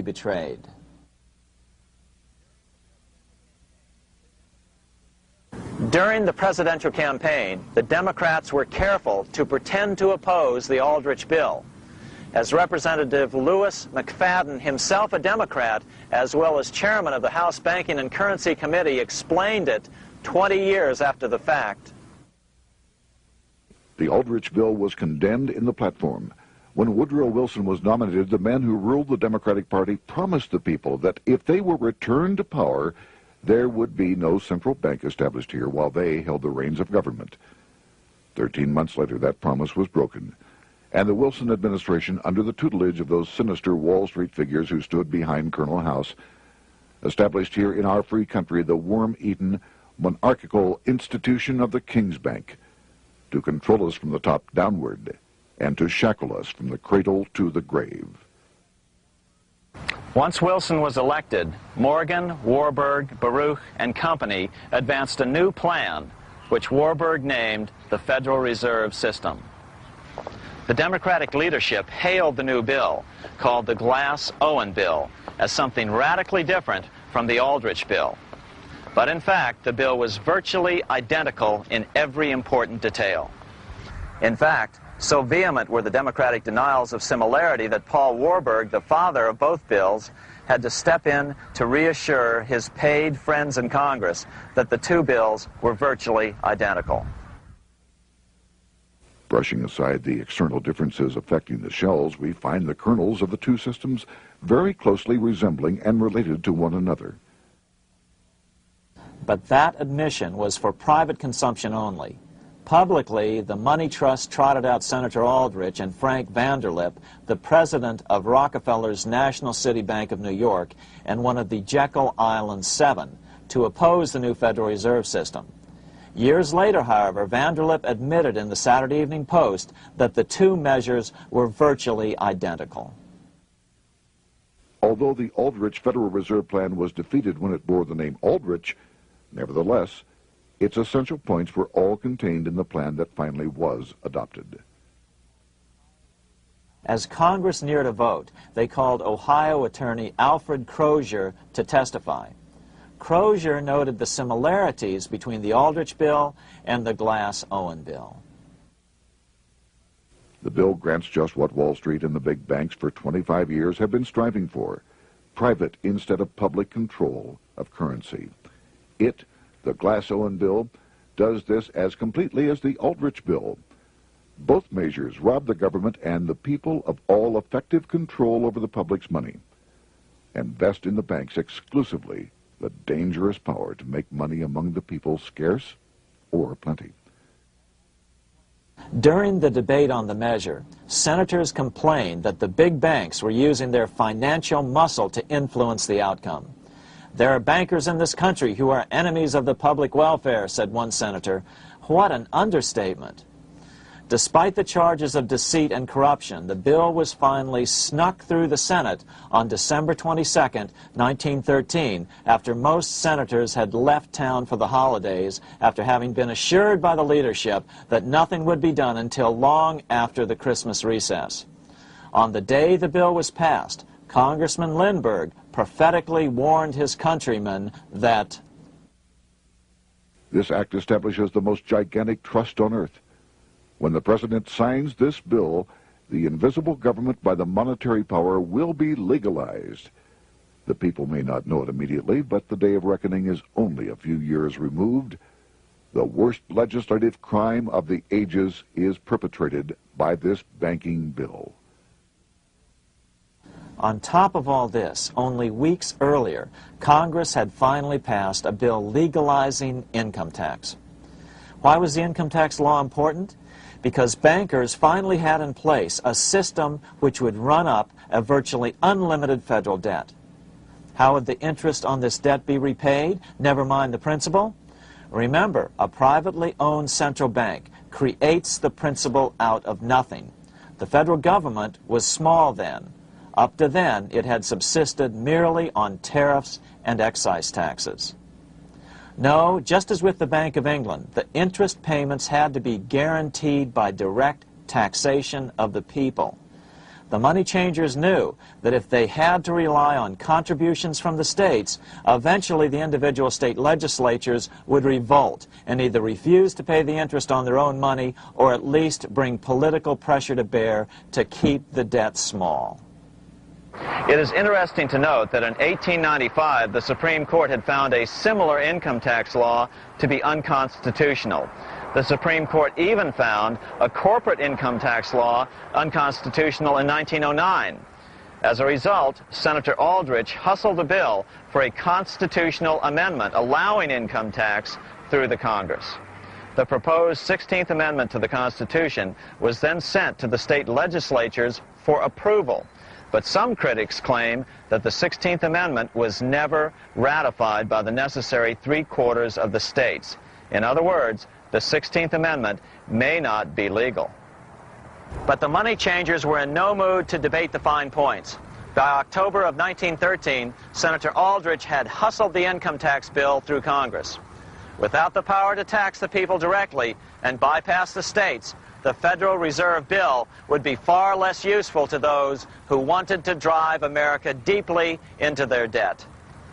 A year after the passage of the Federal Reserve Bill, Congressman Lindbergh explained how the Fed created what we have come to call the business cycle and how they use it to their advantage. To cause high prices, all the Federal Reserve Board will do will be to lower the rediscount rate, producing an expansion of credit and a rising stock market. Then, when businessmen are adjusted to these conditions, it can check prosperity in mid-career by arbitrarily raising the rate of interest. It can cause the pendulum of a rising and falling market to swing gently back and forth by slight changes in the discount rate, or cause violent fluctuations by a greater rate variation. And in either case, it will possess inside information as to financial conditions and advanced knowledge of the coming change, either up or down. This is the strangest, most dangerous advantage ever placed in the hands of a special privileged class by any government that ever existed. The system is private, conducted for the sole purpose of obtaining the greatest possible profits from the use of other people's money. They know in advance when to create panics to their advantage. They also know when to stop panic. Inflation and deflation work equally well for them when they control finance. Congressman Lindbergh was correct on all points.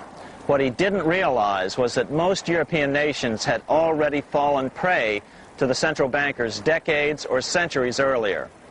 But he also mentions the interesting fact that only 1 year later the Fed had cornered the market in gold. This is how he put it, quote, "Already the Federal Reserve banks have cornered the gold and gold certificates," close quote.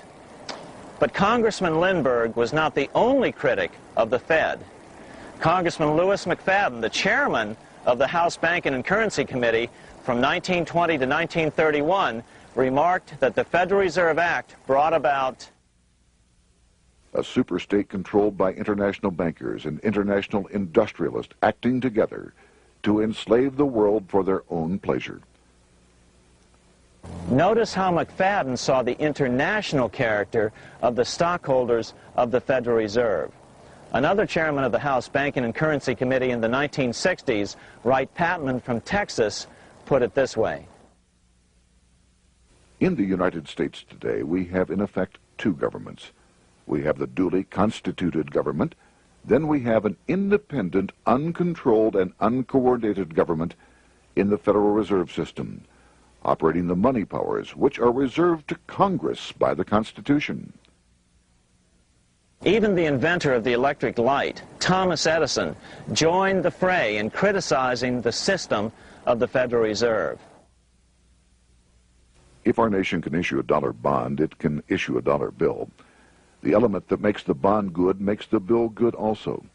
The difference between the bond and the bill is the bond lets money brokers collect twice the amount of the bond and an additional 20%, whereas the currency pays nobody but those who contribute directly in some useful way. It is absurd to say that our country can issue $30 million in bonds and not $30 million in currency. Both are promises to pay, but one promise fattens the usurers, and the other helps the people. 3 years after the passage of the Federal Reserve Act, even President Wilson began to have second thoughts about what had been unleashed during his first term in office. We have come to be one of the worst ruled, one of the most completely controlled governments in the civilized world, no longer a government of free opinion, no longer a government by a vote of the majority, but a government by the opinion and duress of a small group of dominant men. Some of the biggest men in the United States in the field of commerce and manufacture are afraid of something. They know that there is a power somewhere so organized, so subtle, so watchful, so interlocked, so complete, so pervasive, that they had better not speak above their breath when they speak in condemnation of it.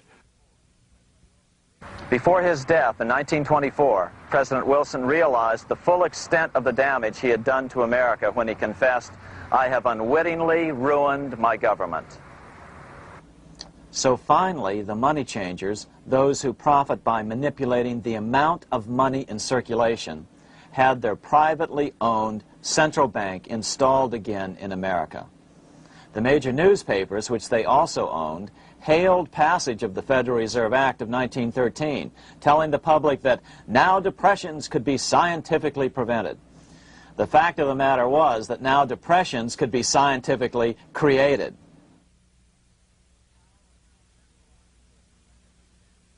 Power was now centralized to a tremendous extent. Now it was time for a war, a really big war. In fact, the First World War. Of course, to the central bankers, the political issues of war don't matter nearly as much as the profit potential, and nothing creates debts like warfare. England was the best example at that time.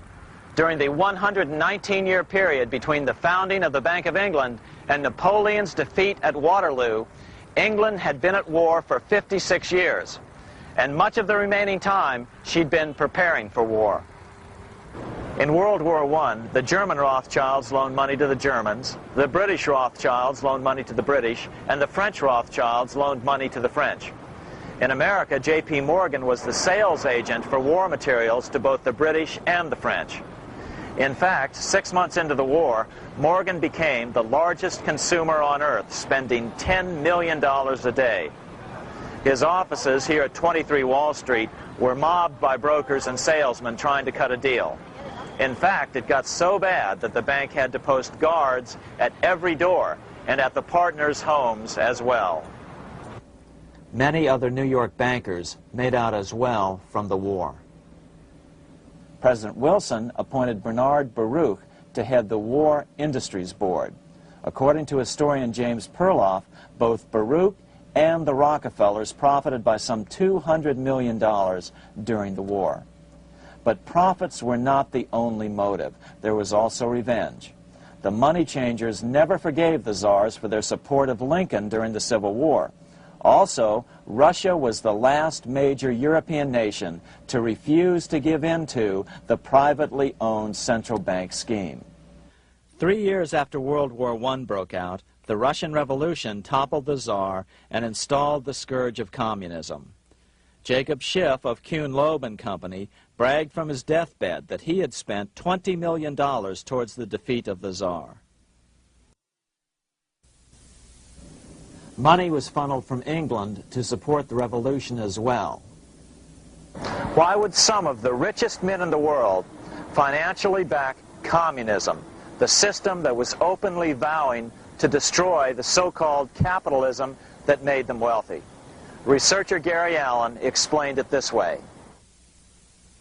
If one understands that socialism is not a share the wealth program, but is in reality a method to consolidate and control the wealth, then the seeming paradox of super-rich men promoting socialism becomes no paradox at all. Instead, it becomes logical, even the perfect tool of power-seeking megalomaniacs. Communism, or more accurately socialism, is not a movement of the downtrodden masses, but of the economic elite. As W. Cleon Skousen put it in his 1970 book, The Naked Capitalist, power from any source tends to create an appetite for additional power. It was almost inevitable that the super-rich would one day aspire to control not only their own wealth, but the wealth of the whole world. To achieve this, they were perfectly willing to feed the ambitions of the power-hungry political conspirators who were committed to the overthrow of all existing governments and the establishments of a central worldwide dictatorship. but what if these revolutionaries get out of control and try to seize power from the super-rich? After all, it was Mao Zedong who in 1938 stated his position concerning power. Political power grows out of the barrel of a gun. The Wall Street, London axis elected to take the risk.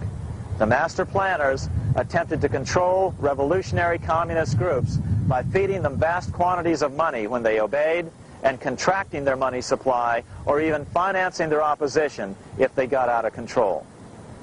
Lenin began to understand that although he was the absolute dictator of the new Soviet Union, he was not pulling the financial strings. Someone else was silently in control. The state does not function as we desired. The car does not obey. A man is at the wheel and seems to lead it, but the car does not drive in the desired direction. It moves as another force wishes.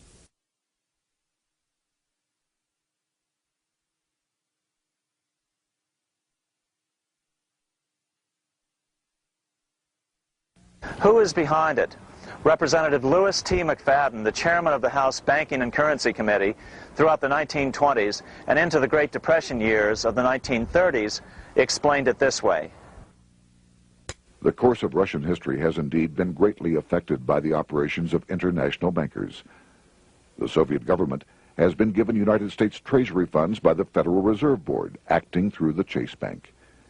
England has drawn money from us through the Federal Reserve banks and has relent it at high rates of interest to the Soviet government.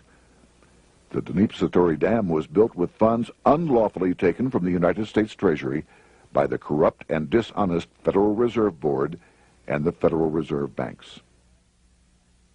In other words, the Fed and the Bank of England, at the behest of the international bankers who controlled them, were creating a monster, one which would fuel 7 decades of unprecedented communist revolution, warfare, and most importantly, debt. In case you think there's some chance that the money changers got communism going and then lost control, in 1992, the Washington Times reported that Russian President Boris Yeltsin was upset that most of the incoming foreign aid was being siphoned off, quote, straight back into the coffers of Western banks in debt service, close quote. No one in his right mind would claim that a war as large as World War I had a single cause. Wars are complex things with many causative factors. But on the other hand, it would also be equally foolish to ignore as a prime cause of World War I those who would profit the most from the war. The role of the money changers is no wild conspiracy theory. They had a motive, a short-ranged, self-serving motive, as well as a long-range political motive of advancing totalitarian governments, with the money changers maintaining the financial clout to control whatever politician might emerge as the leader. Next, we'll see what the money changers' ultimate political goal is for the world.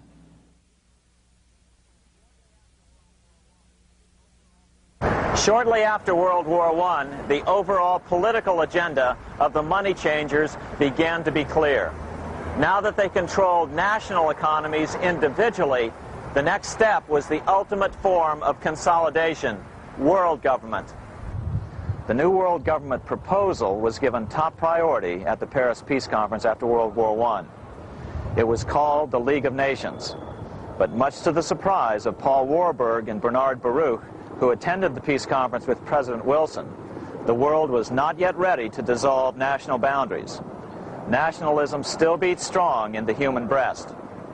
For example, Lord Curzon, the British Foreign Secretary, called the League of Nations a good joke, even though it was the stated policy of the British government to support it. To the humiliation of President Wilson, the U.S. Congress wouldn't ratify the League either, despite the fact that it had been ratified by many other nations. Without money flowing from the U.S. Treasury, the League died.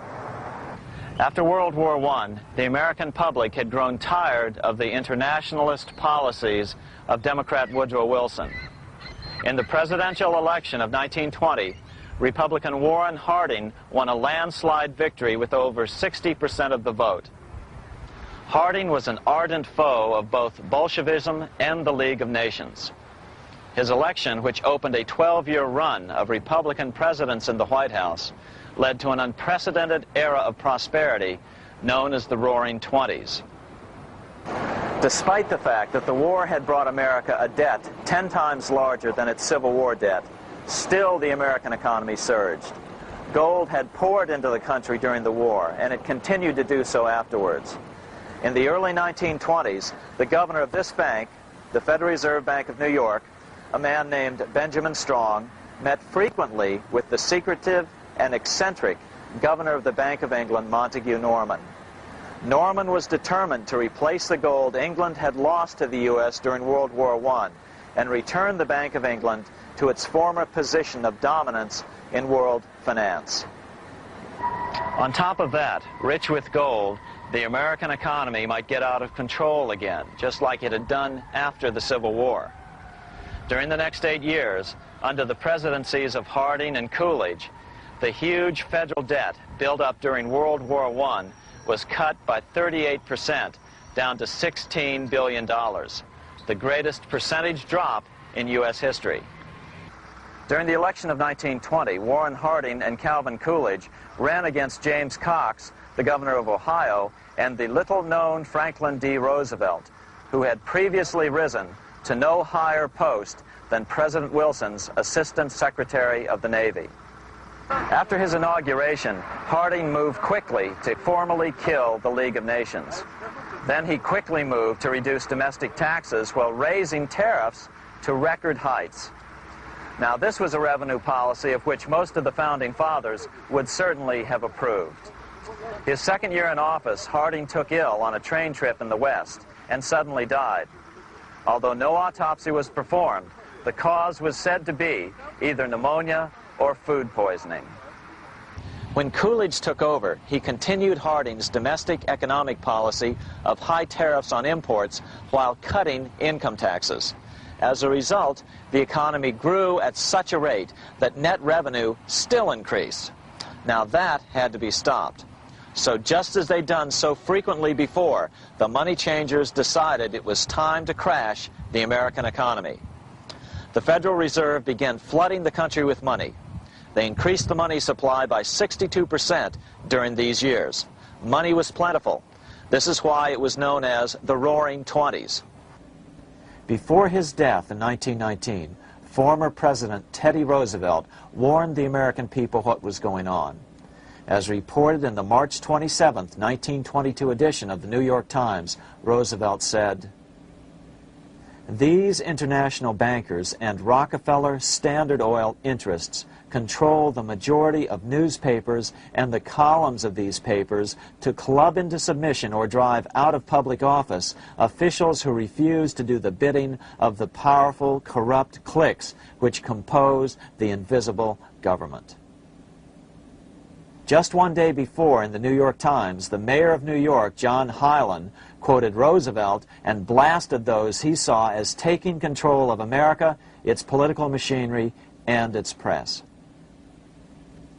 The warning of Theodore Roosevelt has much timeliness today, for the real menace of our republic is this invisible government which, like a giant octopus, sprawls its slimy length over city, state, and nation.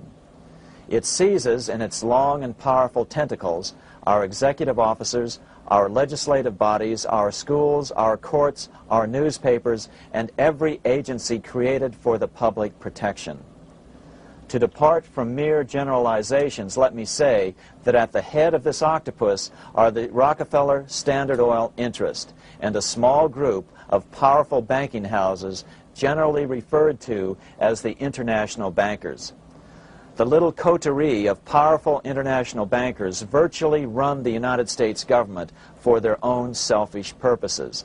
They practically control both parties, write political platforms, make cat's paws of party leaders, use the leading men of private organizations, and resort to every device to place a nomination for high public office only such candidates as will be amenable to the dictates of corrupt big business. These international bankers and Rockefeller Standard Oil interests control the majority of newspapers and magazines in this country. Why didn't people listen to such strong warnings and demand that Congress reverse its 1913 passage of the Federal Reserve Act? Because remember, it was the 1920s. A steady increase in bank loans contributed to a rising market. In other words, just as it is today, in times of prosperity, no one wants to worry about economic issues. But there was a dark side to all this prosperity. Businesses expanded and became strung out on credit. Speculation in the booming stock market became rampant. Although everything looked rosy, it was a castle made of sand. When all was in readiness, in April of 1929, Paul Warburg, the father of the Federal Reserve, sent out a secret advisory warning his friends that a collapse and nationwide depression was certain. In August of 1929, the Fed began to tighten money. It is not a coincidence that the biographies of all the Wall Street giants of that era, John D. Rockefeller, J.P. Morgan, Bernard Baruch, etc., all marvel that they got out of the stock market just before the crash and put all their assets in cash or gold. On October 24th, 1929, the big New York bankers called in their 24-hour broker call loans. This meant that both stockbrokers and customers had to dump their stocks on the market to cover their loans, no matter what price they had to sell them for. As a result, the market tumbled, and that day was known as Black Thursday. According to John Kenneth Galbraith, writing in The Great Crash, 1929, at the height of the selling frenzy, Bernard Baruch brought Winston Churchill into the visitors' gallery of the New York Stock Exchange here to witness the panic and impress him with his power over the wild events down on the floor.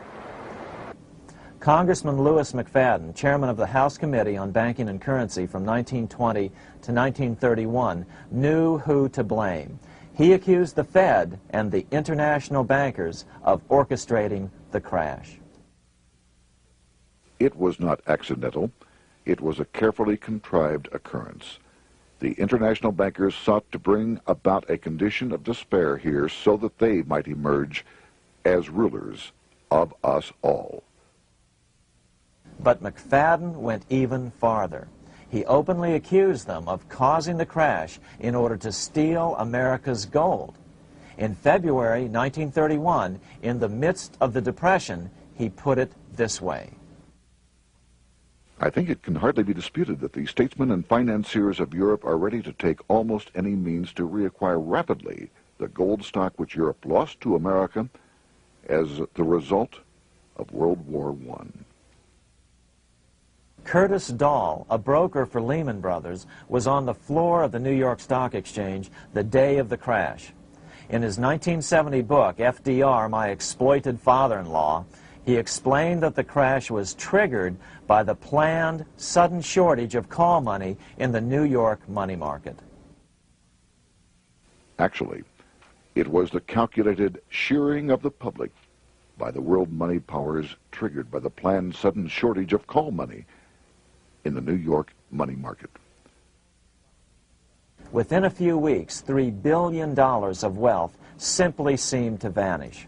Within a year, $40 billion had been lost. But did it really disappear? Or was it simply consolidated in fewer hands? And what did the Federal Reserve do? Instead of moving to help the economy out by quickly lowering interest rates to stimulate the economy, the Fed continued to brutally contract the money supply further, deepening the Depression. Between 1929 and 1933, the Fed reduced the money supply by an additional 33%. Although most Americans have never heard that the Fed was the cause of the Depression, this is well known among top economists. Milton Friedman, the Nobel Prize-winning economist now of Stanford University, said the same thing in a National Public Radio interview in January of 1996. The Federal Reserve definitely caused the Great Depression by contracting the amount of currency in circulation by 1/3 from 1929 to 1933. But the money lost by most Americans during the Depression didn't just vanish. It was just redistributed into the hands of those who had gotten out just before the crash and had purchased gold, which is always a safe place to put your money just before a depression. But America's money also went overseas. Incredibly, as President Hoover was heroically trying to rescue banks and prop up businesses, with millions of Americans starving as the Great Depression deepened, millions of dollars were being spent rebuilding Germany from damage sustained during World War I. 8 years before Hitler would invade Poland, Representative Louis McFadden, chairman of the House Banking and Currency Committee, warned Congress that Americans were paying for Hitler's rise to power. After World War I, Germany fell into the hands of the German international bankers. Those bankers bought her, and they now own her lock, stock, and barrel. They have purchased her industries, they have mortgages on her soil, they control her production, they control all her public utilities. The international German bankers have subsidized the present government of Germany, and they have also supplied every dollar of the money Adolf Hitler has used in his lavish campaign to build up a threat to the government of Brüning. When Brüning fails to obey the orders of the German international bankers, Hitler is brought forth to scare the Germans into submission. Through the Federal Reserve Board, over $30 billion of American money has been pumped into Germany. You have all heard of the spending that's taken place in Germany. Modernistic dwellings, her great planetariums, her gymnasiums, her swimming pools, her fine public highways, her perfect factories. All this was done on our money. All this was given to Germany through the Federal Reserve Board. The Federal Reserve Board has pumped so many billions of dollars into Germany that they dare not name the total. Franklin D. Roosevelt was swept into office during the 1932 presidential election. Once Roosevelt was in office, however, sweeping emergency banking measures were immediately announced, which did nothing but increase the Fed's power over the money supply. Then, and only then, did the Fed finally begin to loosen the purse strings and feed new money out to the starving American people. At first, Roosevelt railed against the money changers as being the cause of the Depression. Believe it or not, this is what he said on March 4th, 1933, in his inaugural address. Practices of the unscrupulous money changers stand indicted in the court of public opinion, rejected by the hearts and minds of men. The money changers have fled from their high seats in the temple of our civilization. But 2 days later, Roosevelt declared a bank holiday and closed all banks. Later that year, Roosevelt outlawed private ownership of all gold bullion and all gold coins with the exception of rare coins. Most of the gold in the hands of the average American was in the form of gold coins. The new decree was, in effect, a confiscation. Those who didn't comply risk as much as 10 years in prison and a $10,000 fine, the equivalent of $100,000 today. Out in small-town America, some people didn't trust Roosevelt's order. Many were torn between keeping their hard-earned wealth or obeying the government. Those who did turn in their gold were paid the official price for it, $20.66 per ounce. So unpopular was the confiscation order that no one anywhere in government would take credit for authoring it. No congressman claimed it. At the signing ceremony, President Roosevelt made it clear to all present that he was not the author of it and publicly stated that he had not ever read it. Even his Secretary of the Treasury said he'd never read it either, saying it was, quote, what the experts wanted. Roosevelt convinced the public to give up their gold by saying that pooling the nation's resources was necessary to get America out of the Depression. With great fanfare, he ordered a new bullion depository built to hold the mountain of gold the U.S. government was illegally confiscating. By 1936, the U.S. bullion depository at Fort Knox was completed, and in January 1937, the gold began to flow into it. The rip-off of the ages was about to proceed. In 1935, once the gold had all been turned in, the official price of gold was suddenly raised to $35 per ounce. But the catch was, only foreigners could sell their gold at the new higher price.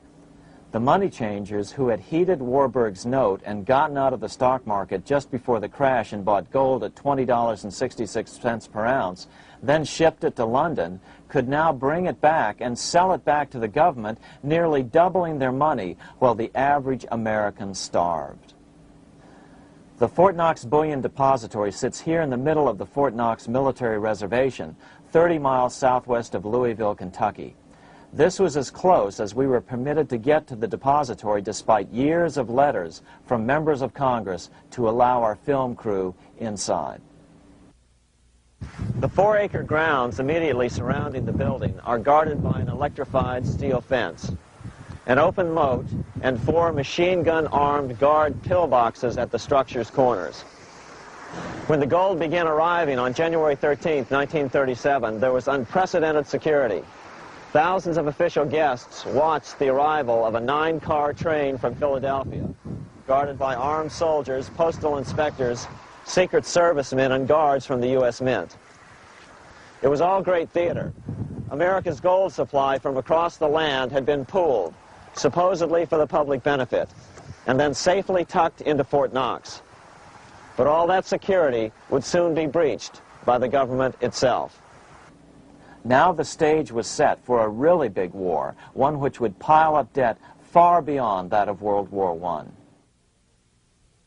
For example, in 1944 alone, the U.S. national income was only $183 billion, yet $103 billion was spent on the war. This was 30 times the spending rate during World War I. In fact, the American taxpayer picked up 55% of the total Allied cost of the war. But equally important, virtually every nation involved in World War II greatly multiplied their debt. In the U.S., for example, federal debt went from $43 billion in 1940 up to $257 billion in 1950, an increase of 598%. Between 1940 and 1950, Japanese debt swelled 1,348%. French debt grew 583%, and Canadian debt soared 417%. After the war, the world was now divided into 2 economic camps: communist command economies on the one hand versus monopoly capitalists on the other, set to fight it out in one perpetual and highly profitable arms race. It was finally time for the central bankers to embark in earnest on their 3-step plan to centralize the economic systems of the entire world and finally bring about their global government or New World Order. The phases of this plan were: Step 1, central bank domination of national economies worldwide. Step 2, centralize regional economies through organizations such as the European Monetary Union and regional trade unions such as NAFTA. Step 3, centralize the world economy through a world central bank, a world money, and ending national independence through abolition of all tariffs by treaties like GATT. Step 1 was completed long ago. Steps 2 and 3 are far advanced, nearing completion. What about gold? Among central banks, the largest holder of gold is now the IMF. It and central banks now control 2/3 of the world's gold supply, giving them the ability to manipulate the gold market. Remember the money changer's golden rule: he who has the gold makes the rules. But before we get into solutions to our problem, let's take a look at what happened to all that gold in Fort Knox. Because if we don't understand that the gold has been stolen, we'll allow ourselves to be stampeded into the wrong solution, a gold-backed currency. Most Americans still believe that the gold is still here at Fort Knox. At the end of World War II, Fort Knox contained over 700 million ounces of gold, an incredible 70% of all the gold in the world. How much remains? No one knows, despite the fact that federal law requires an annual physical audit of Fort Knox gold. The Treasury has consistently refused to conduct one.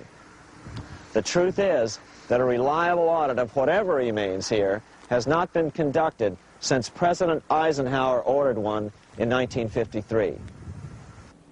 Where did America's gold in Fort Knox go? Over the years, it was sold off to European money changers at the $35 per ounce price.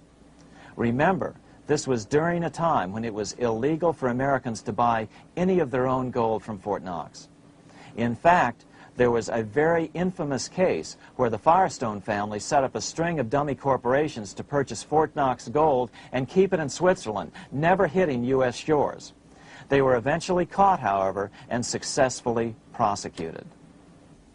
Finally, by 1971, all the pure gold had been secretly removed from Fort Knox, drained back to London.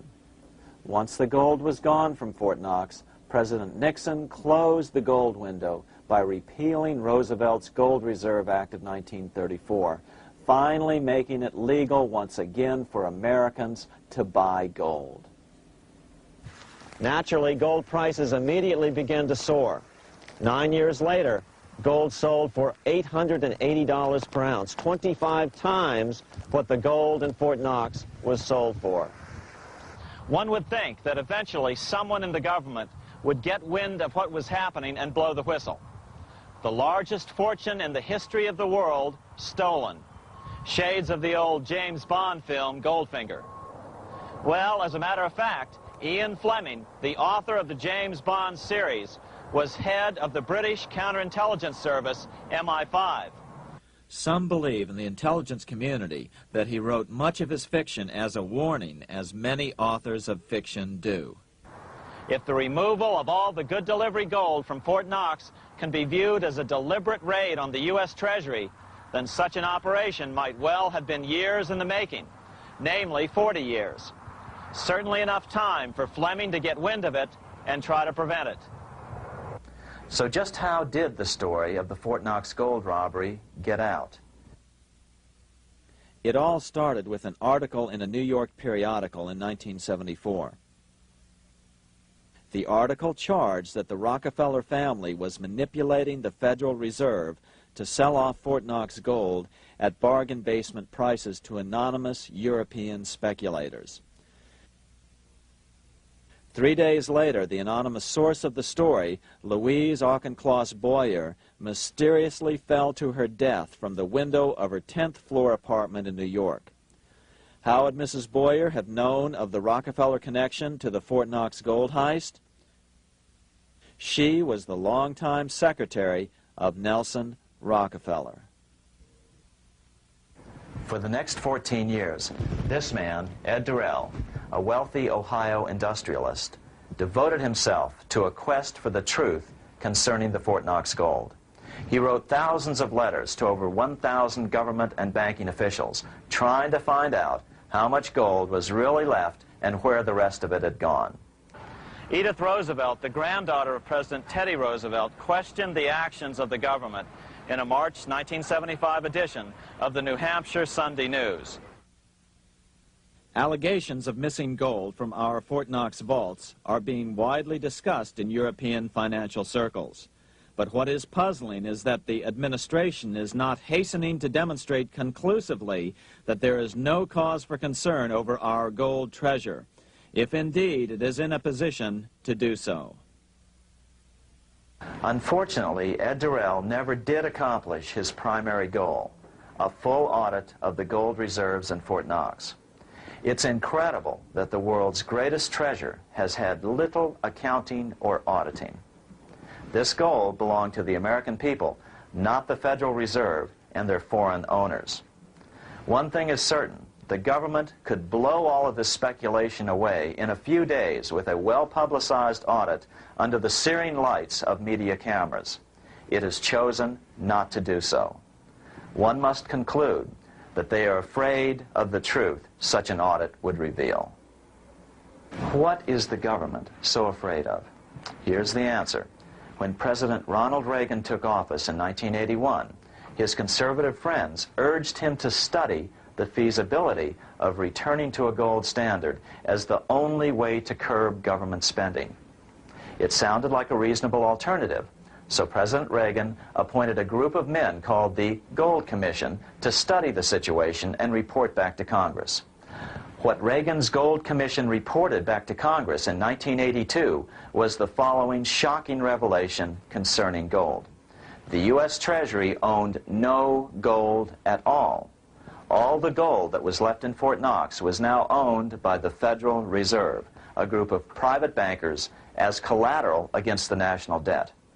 The truth of the matter is that never before has so much money been stolen from the hands of the general public and put into the hands of a small group of private investors, the money changers.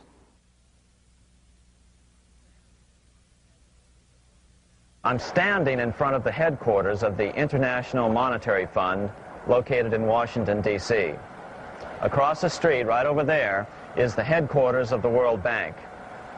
What are these organizations and who controls them? And most importantly, are they about to create a huge worldwide depression? Let us step back in time for a moment to the aftermath of World War I. People were tired of war, so under the guise of peacemaking, the international bankers devised a plan to consolidate power even further. Claiming only an international government would stem the tide of world wars, the money changers pushed forward a proposal for world government which stood on three legs. A world central bank to be called the Bank of International Settlements, a world judiciary to be called the World Court located in The Hague, the Netherlands, and a world executive and legislature to be called the League of Nations. As President Clinton's mentor, Georgetown historian Carroll Quigley wrote in his 1966 book, Tragedy and Hope, the powers of financial capitalism had a far-reaching plan, nothing less than to create a world system of financial control in private hands, able to dominate the political system of each country and the economy of the world as a whole. This system was to be controlled in a feudalistic fashion by the central banks of the world, acting in concert by secret agreements arrived at in frequent meetings and conferences. The apex of the system was to be the Bank for International Settlements in Bâle, Switzerland, a private bank owned and controlled by the world central banks, which were themselves private corporations. Each central bank sought to dominate its government by its ability to control treasury loans, to manipulate foreign exchanges, to influence the level of economic activity in the country, and to influence cooperative politicians by subsequent economic rewards in the business world. Despite intense pressure from the international bankers and the press, a handful of U.S. senators, led by Senator Henry Cabot Lodge, kept the U.S. out of these schemes. Without U.S. participation, the League was doomed. Incredibly, even though the U.S. rejected the World Central Bank, the BIS, the New York Federal Reserve ignored its government and arrogantly sent representatives to Switzerland to participate in the central bankers' meeting right up until 1994, when the U.S. was finally officially dragged into it. Their world government schemes thwarted, the bankers resorted to the old formula: another war to wear down the resistance to world government while reaping handsome profits. To this end, Wall Street helped resurrect Germany through the Thyssen banks, which were affiliated with the Harriman interest in New York, just as the Chase Bank had assisted in the financing of the Bolshevik Revolution in Russia during World War I. Chase Bank was controlled by the Rockefeller family. Subsequently, it was merged with Warburg's Manhattan Bank to form the Chase Manhattan Bank. Now this has merged with Chemical Bank of New York, making it the largest Wall Street bank. Their strategy worked. Even before World War II was over, world government was back on track. In 1944, at Bretton Woods, New Hampshire, the International Monetary Fund and the World Bank were approved with full U.S. participation. The Second League of Nations, renamed the United Nations, was approved in 1945. Soon, a new international court system was functioning as well. All effective opposition to these international bodies before the war had evaporated in the heat of war, just as planned. These new organizations simply repeated on a world scale what the National Banking Act of 1864 and the Federal Reserve Act of 1913 had established in the U.S. They created a banking cartel composed of the world's central banks, which gradually assumed the power to dictate credit policies to the banks of all the nations. For example, just as the Federal Reserve Act authorized the creation of a new national fiat currency called Federal Reserve Notes, the IMF has been given the authority to issue a world fiat money called Special Drawing Rights, or SDRs. To date, the IMF has created in excess of $30 billion worth of SDRs. Member nations are being pressured to make their currencies fully exchangeable for SDRs. In 1968, Congress approved laws authorizing the Fed to accept SDRs as reserves in the U.S. and to issue Federal Reserve notes in exchange for SDRs. What does that mean? It means that in the U.S., SDRs are already a part of our lawful money. And what about gold? SDRs are already partially backed by gold. And with 2/3 of world gold now in the hands of central banks, the money changers can go about structuring the world's economic future in whichever way they deem most profitable. Keep in mind, just as the Fed is controlled by its Board of Governors, the IMF is controlled by its Board of Governors, which are either the heads of the different central banks or the heads of the various national treasury departments dominated by their central banks. Voting power in the IMF gives the U.S. and the U.K., that is to say the Fed and the Bank of England, effective control. Just as the Fed controls the amount of money in the U.S., the BIS, IMF, and World Bank control the money supply for the world. So we see the repetition of the old goldsmith's fraud replicated on the national scale with central banks like the Fed and on the international scale by the three arms of the world central bank. Is this organization of the BIS, the IMF, and the World Bank, which we refer to collectively as the World Central Bank, presently expanding and contracting world credit? Yes. Regulations put into effect in 1988 by the BIS required the world's bankers to raise their capital and reserves to 8% of liabilities by 1992.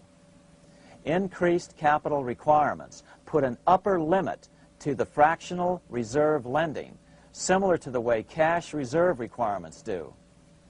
What has this seemingly insignificant regulation made in a Swiss city 8 years ago meant to the world? It means our banks cannot loan more and more money to buy more and more time before the next depression, as a maximum loan ratio is now set. It means those nations with the lowest bank reserves in their systems have already felt the terrible effects of this credit contraction as their banks scrambled to raise money to increase their reserves to 8%. To raise the money, they had to sell stocks, which depressed their stock markets and began the depression first in their countries.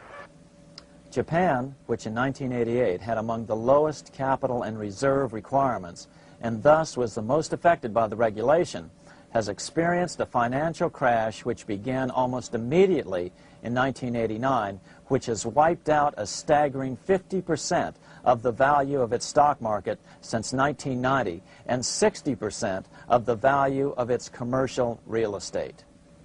the Bank of Japan has lowered its interest rates to 0.5%, practically giving away money to resurrect the economy, but still the depression worsens.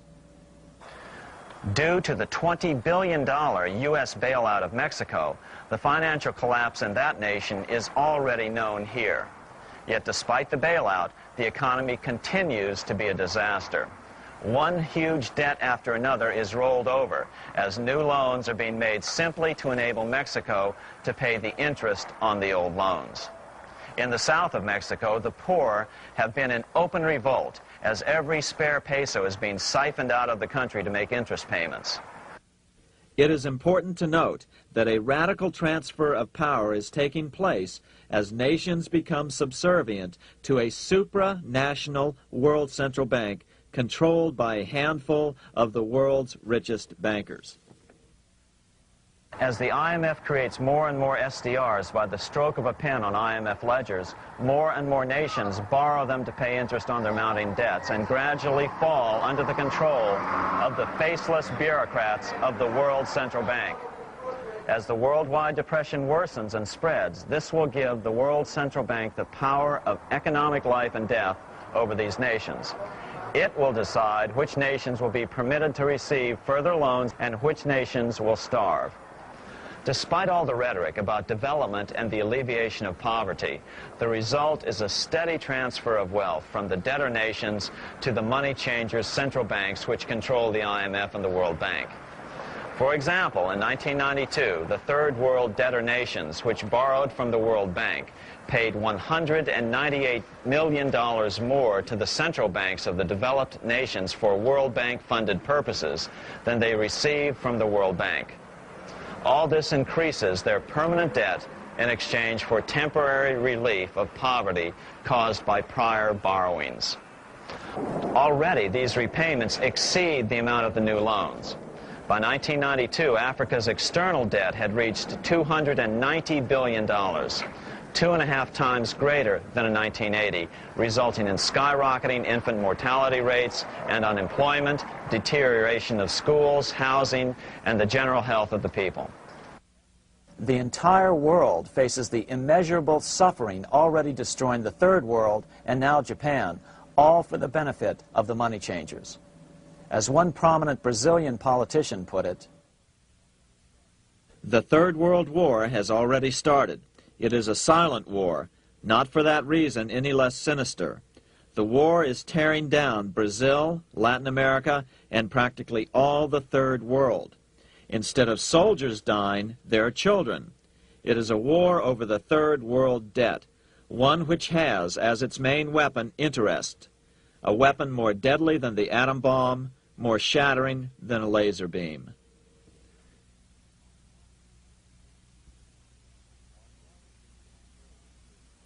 Although it would be absurd to ignore the pivotal role played by influential families such as the Rothschilds, the Warburgs, the Schiffs, the Morgans, and the Rockefellers in any review of the history of central banking and fractional banking, keep in mind, by now, central banks and the large commercial banks are up to 3 centuries old and deeply entrenched in the economic life of many nations.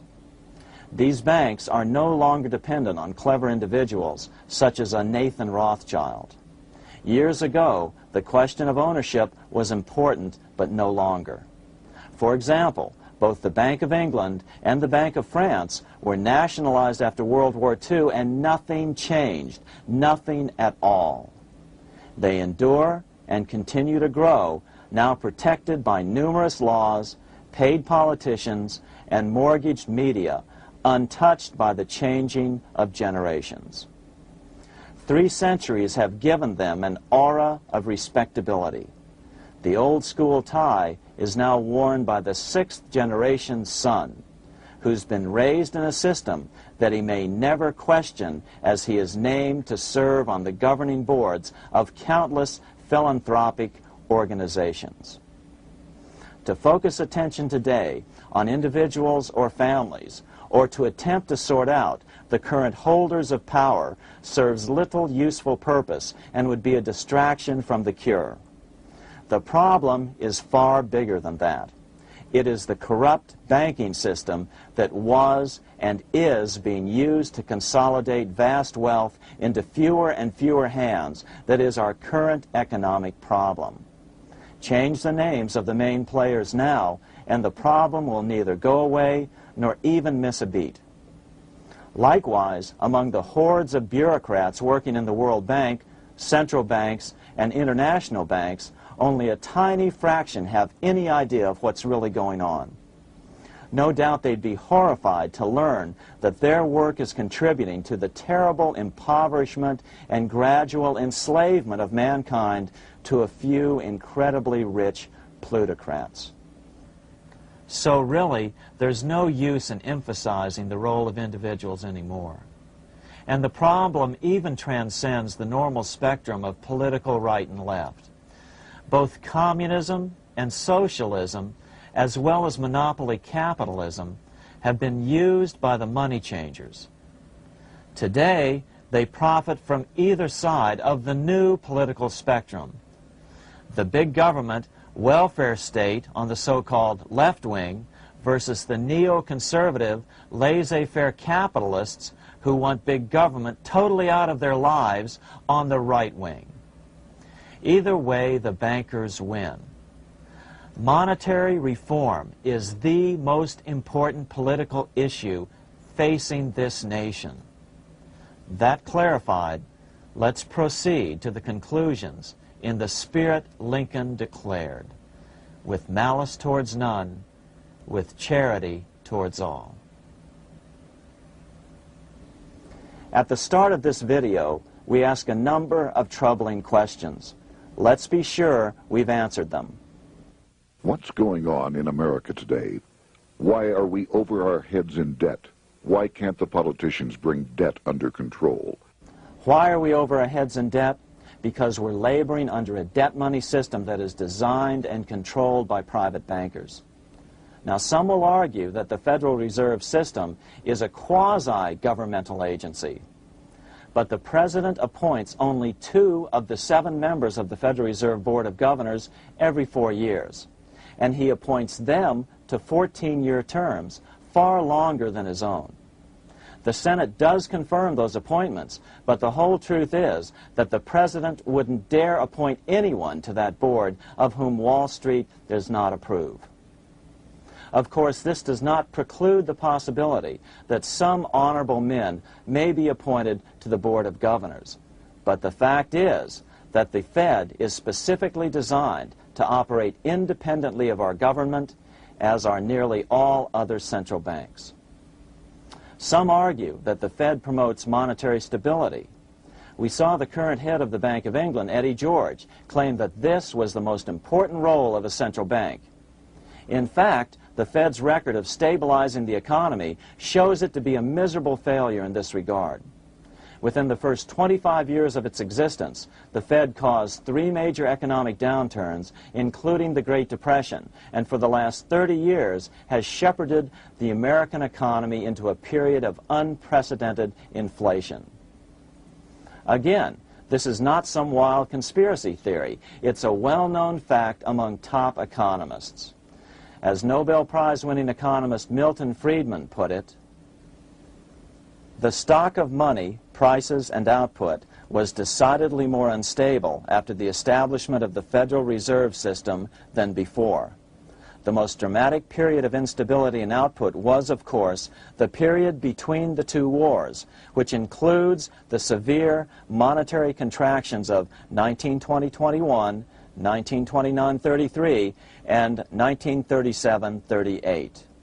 No other 20-year period in American history contains as many as 3 such severe contractions. This evidence persuades me that at least a third of the price rise during and just after World War I is attributable to the establishment of the Federal Reserve System, and that the severity of each of the major contractions, 1920-21, 1929-33, and 1937-38, is directly attributable to acts of commission and omission by the reserve authorities. Any system which gives so much power and so much discretion to a few men so that mistakes, excusable or not, can have such far-reaching effects is a bad system. It is a bad system to believers in freedom just because it gives a few men such power without any effective check by the body politic. This is the key political argument against an independent central bank. To paraphrase Clemenceau, money is much too serious a matter to be left to the central bankers. We must learn from our history before it is too late. Why can't politicians control the federal debt? Because all our money is created out of debt. Again, it's a debt money system. Our money is created initially by the purchase of U.S. bonds. The public buys bonds like savings bonds, the banks buy bonds, foreigners buy bonds, and when the Fed wants to create more money in the system, it buys bonds, but pays for them with a simple bookkeeping entry which it creates out of nothing. Then this new money, created by the Fed, is multiplied by a factor of 10 by the banks thanks to the fractional reserve principle. So although the banks don't create currency, they do create checkbook money or deposits by making new loans. They even invest some of this created money. In fact, over $1 trillion of this privately created money has been used to purchase U.S. bonds on the open market, which provides the banks with roughly $50 billion in interest, risk-free, each year, less the interest they pay to some depositors. In this way, through fractional reserve lending, banks create over 90% of the money and therefore cause over 90% of our inflation. What can we do about all this? Fortunately, there's a way to fix the problem fairly easily, speedily, and without any serious financial problems. We can get our country totally out of debt in 1 to 2 years by simply paying off these U.S. bonds with debt-free U.S. notes, just like Lincoln issued. Of course, that by itself would create tremendous inflation, since our currency is presently multiplied by the fractional reserve banking system. But here's the ingenious solution, advanced in part by Milton Friedman, to keep the money supply stable and avoid inflation and deflation while the debt is retired. As the Treasury buys up its bonds on the open market with U.S. notes, the reserve requirements of your hometown local bank will be proportionally raised, so the amount of money in circulation remains constant. As those holding bonds are paid off in U.S. notes, they will deposit this money, thus making available the currency then needed by the banks to increase their reserves. Once all the U.S. bonds are replaced with U.S. notes, banks will be at 100% reserve banking instead of the fractional reserve system currently in use. From this point on, the former Fed buildings will only be needed as a central clearinghouse for checks and as vaults for U.S. notes. The Federal Reserve Act will no longer be necessary and could be repealed. Monetary power can be transferred back to the Treasury Department. There would be no further creation or contraction of money by banks. By doing it this way, our national debt can be paid off in a single year or so, and the Fed and fractional reserve banking abolished, without national bankruptcy, financial collapse, inflation or deflation, or any significant change in the way the average American goes about his business. To the average person, the primary difference would be that for the first time since the Federal Reserve Act was passed in 1913, taxes would begin to go down. Now there's a real national blessing for you, rather than for Hamilton's banker friends. Now let's take a look at these proposals in more detail. Here are the main provisions of a Monetary Reform Act which needs to be passed by Congress. We've drafted a proposed Monetary Reform Act which follows at the end of this tape. Of course, variations with the same results would be equally welcome. 1. Pay off the debt with debt-free U.S. notes. As Thomas Edison put it, if the U.S. can issue a dollar bond, it can issue a dollar bill. They both rest purely on the faith and credit of the United States government. This amounts to a simple substitution of one type of government obligation for another. One bears interest, the other doesn't. Federal Reserve notes could be used for this as well, but could not be printed after the Fed's abolished as we propose, so we suggest using U.S. notes instead. 2. Abolish fractional reserve banking. As the debt is paid off, the reserve requirements of all banks and financial institutions would be raised proportionally at the same time to absorb the new U.S. notes, which would be deposited and become the bank's increased reserves. Towards the end of the first year of the transition period, the remaining liabilities of financial institutions would be assumed or acquired by the U.S. government in a one-time operation. In other words, they too would eventually be paid off with debt-free U.S. notes in order to keep the total money supply stable. At the end of the first year or so, all of the national debt would be paid, and we could start enjoying the benefits of full reserve banking. The Fed would be obsolete, an anachronism. 3. Repeal the Federal Reserve Act of 1913 and the National Banking Act of 1864. These acts delegate the money power to a private banking monopoly. They must be repealed, and the money power handed back to the Department of Treasury, where they were initially under President Abraham Lincoln. No banker or person in any way affiliated with financial institutions should be allowed to regulate banking. After the first two reforms, these acts would serve no useful purpose anyway, since they relate to a fractional reserve banking system. 4. Withdraw the U.S. from the IMF, the BIS, and the World Bank. These institutions, like the Federal Reserve, are designed to further centralize the power of the international bankers over the world's economy, and the U.S. must withdraw from them.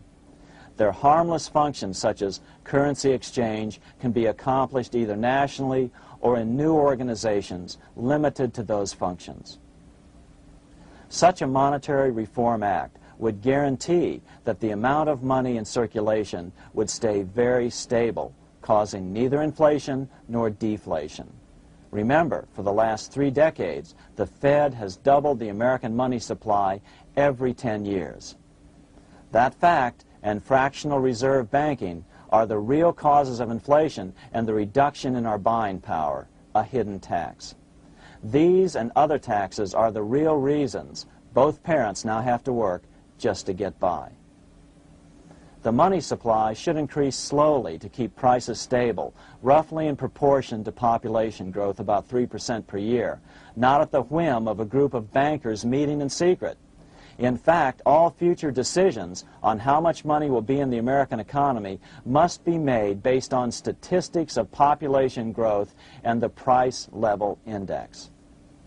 The new monetary regulators in the Treasury Department, perhaps called the Monetary Committee, would have absolutely no discretion in this matter except in time of declared war. This would ensure a steady, stable money growth of roughly 3% per year, resulting in stable prices and no sharp changes in the money supply. To make certain the process is completely open and honest, all deliberations would be public, not secret, as meetings of the Fed's Board of Governors are today. How do we know this will work? Because these steps remove the 2 major causes of economic instability, the Fed and fractional reserve banking, and the newest one as well, the BIS, Bank of International Settlements. But most importantly, the danger of a severe depression would be eliminated. Let's listen to Milton Friedman on the single cause of severe economic depressions.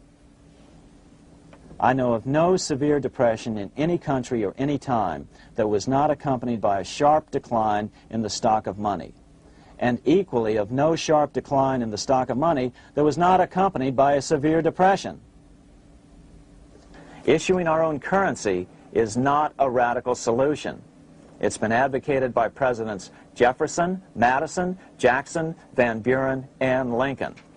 But it's been used at different times throughout Europe as well.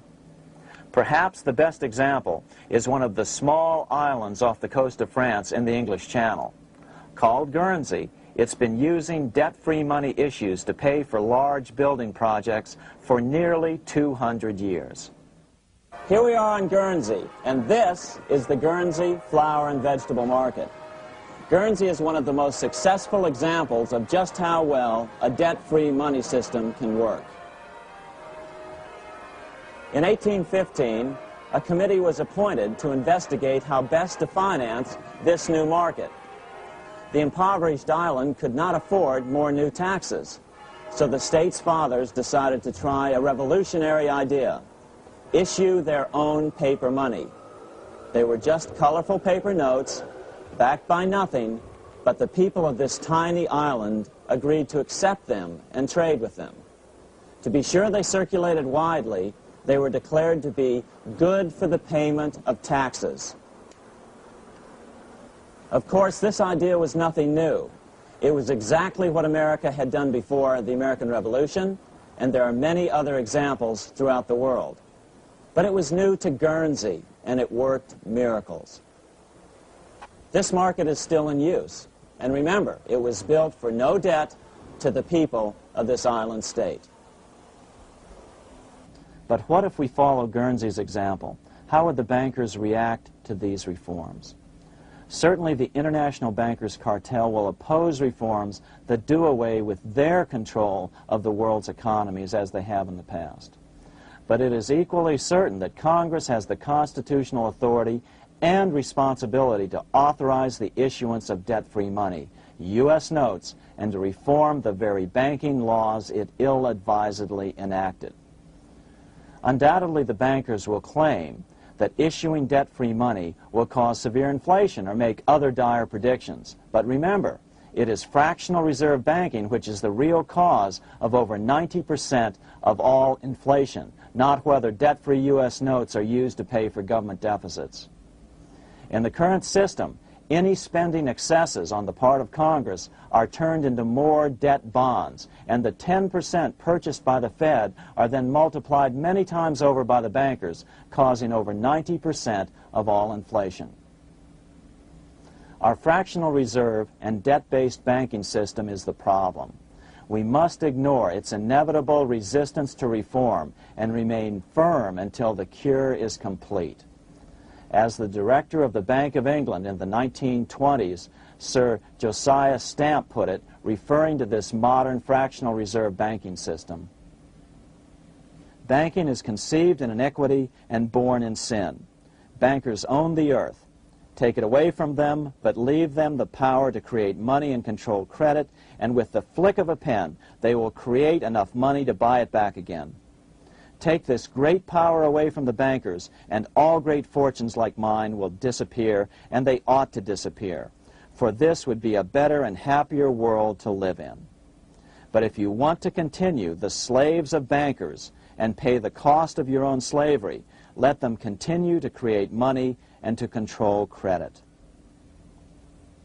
Americans are slowly figuring this out. Today, over 3,200 cities and counties have endorsed the proposal of a nonprofit organization called Sovereignty. The Sovereignty movement calls for Congress to authorize the Secretary of the Treasury to issue $90 billion per year of U.S. notes, not Federal Reserve notes nor debt-based bonds, to loan money interest-free to cities, counties, and school districts for needed capital improvements. Remarkably, and to their praise, the Community Bankers Association of Illinois, representing 515 member banks, has endorsed this sovereignty proposal, a good step in the right direction. As Milton Friedman has repeatedly pointed out, no severe depression can occur without a severe contraction of money. In our system, only the Fed, the Bank of International Settlements, with U.S. bankers' cooperation, or a combination of the largest Wall Street banks could cause a depression.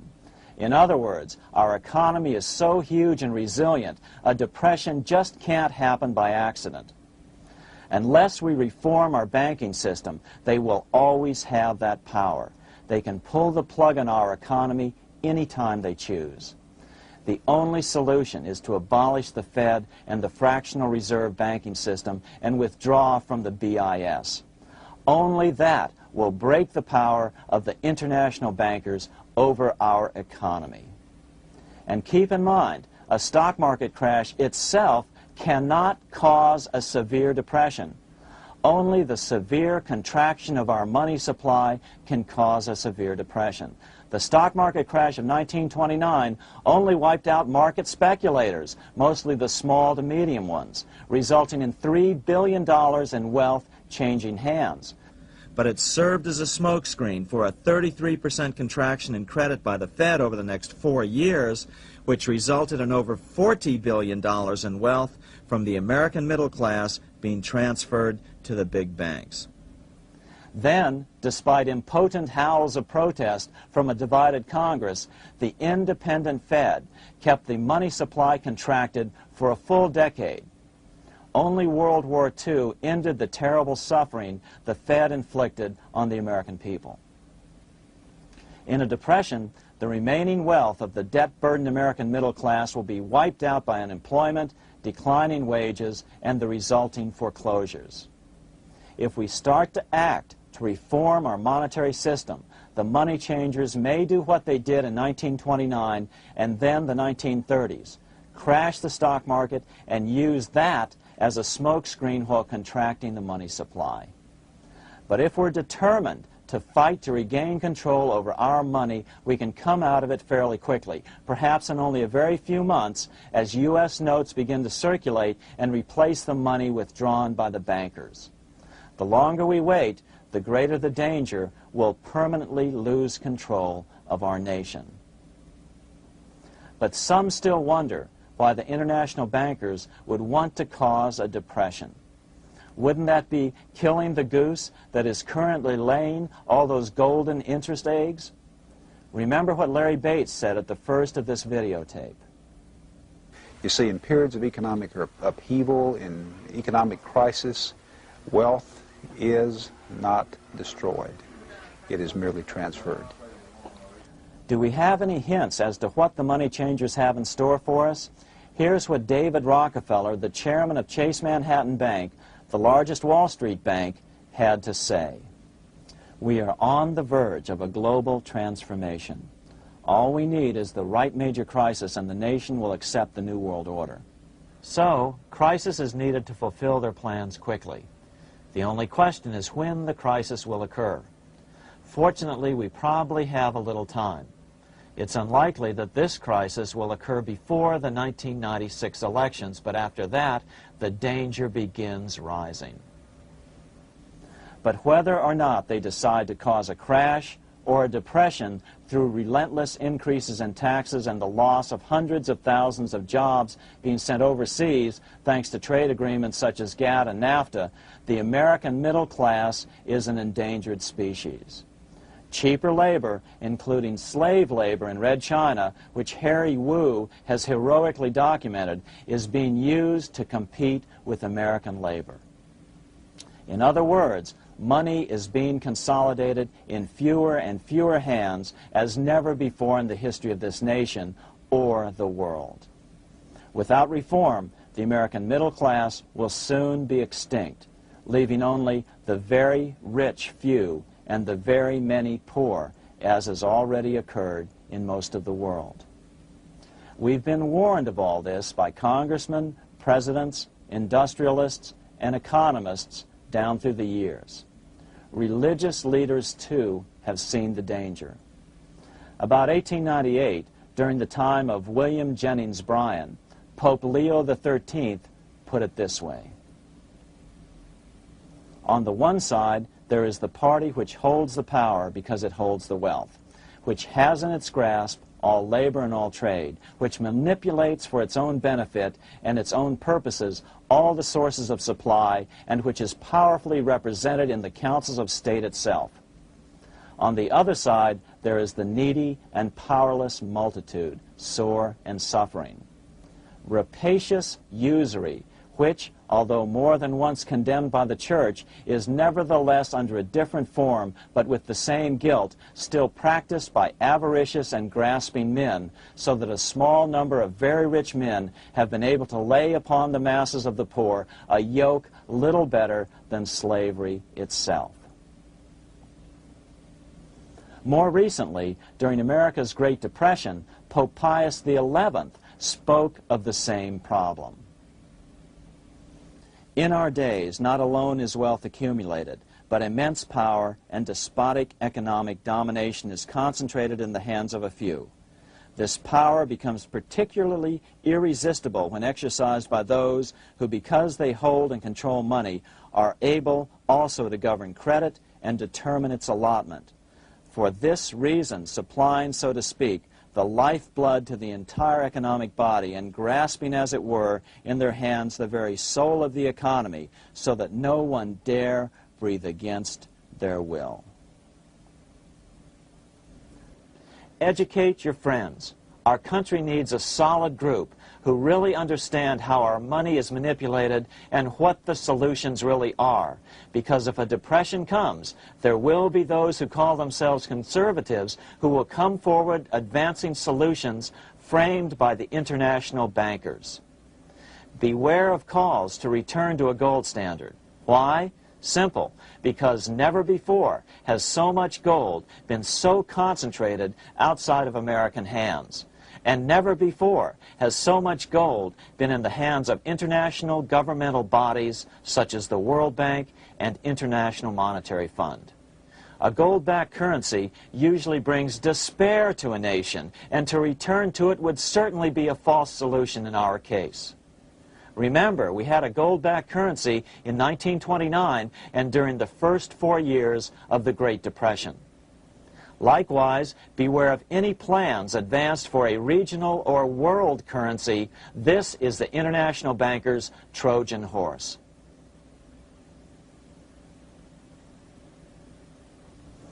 Educate your member of Congress. It only takes a few persuasive members to make the others pay attention. Most congressmen just don't understand the system.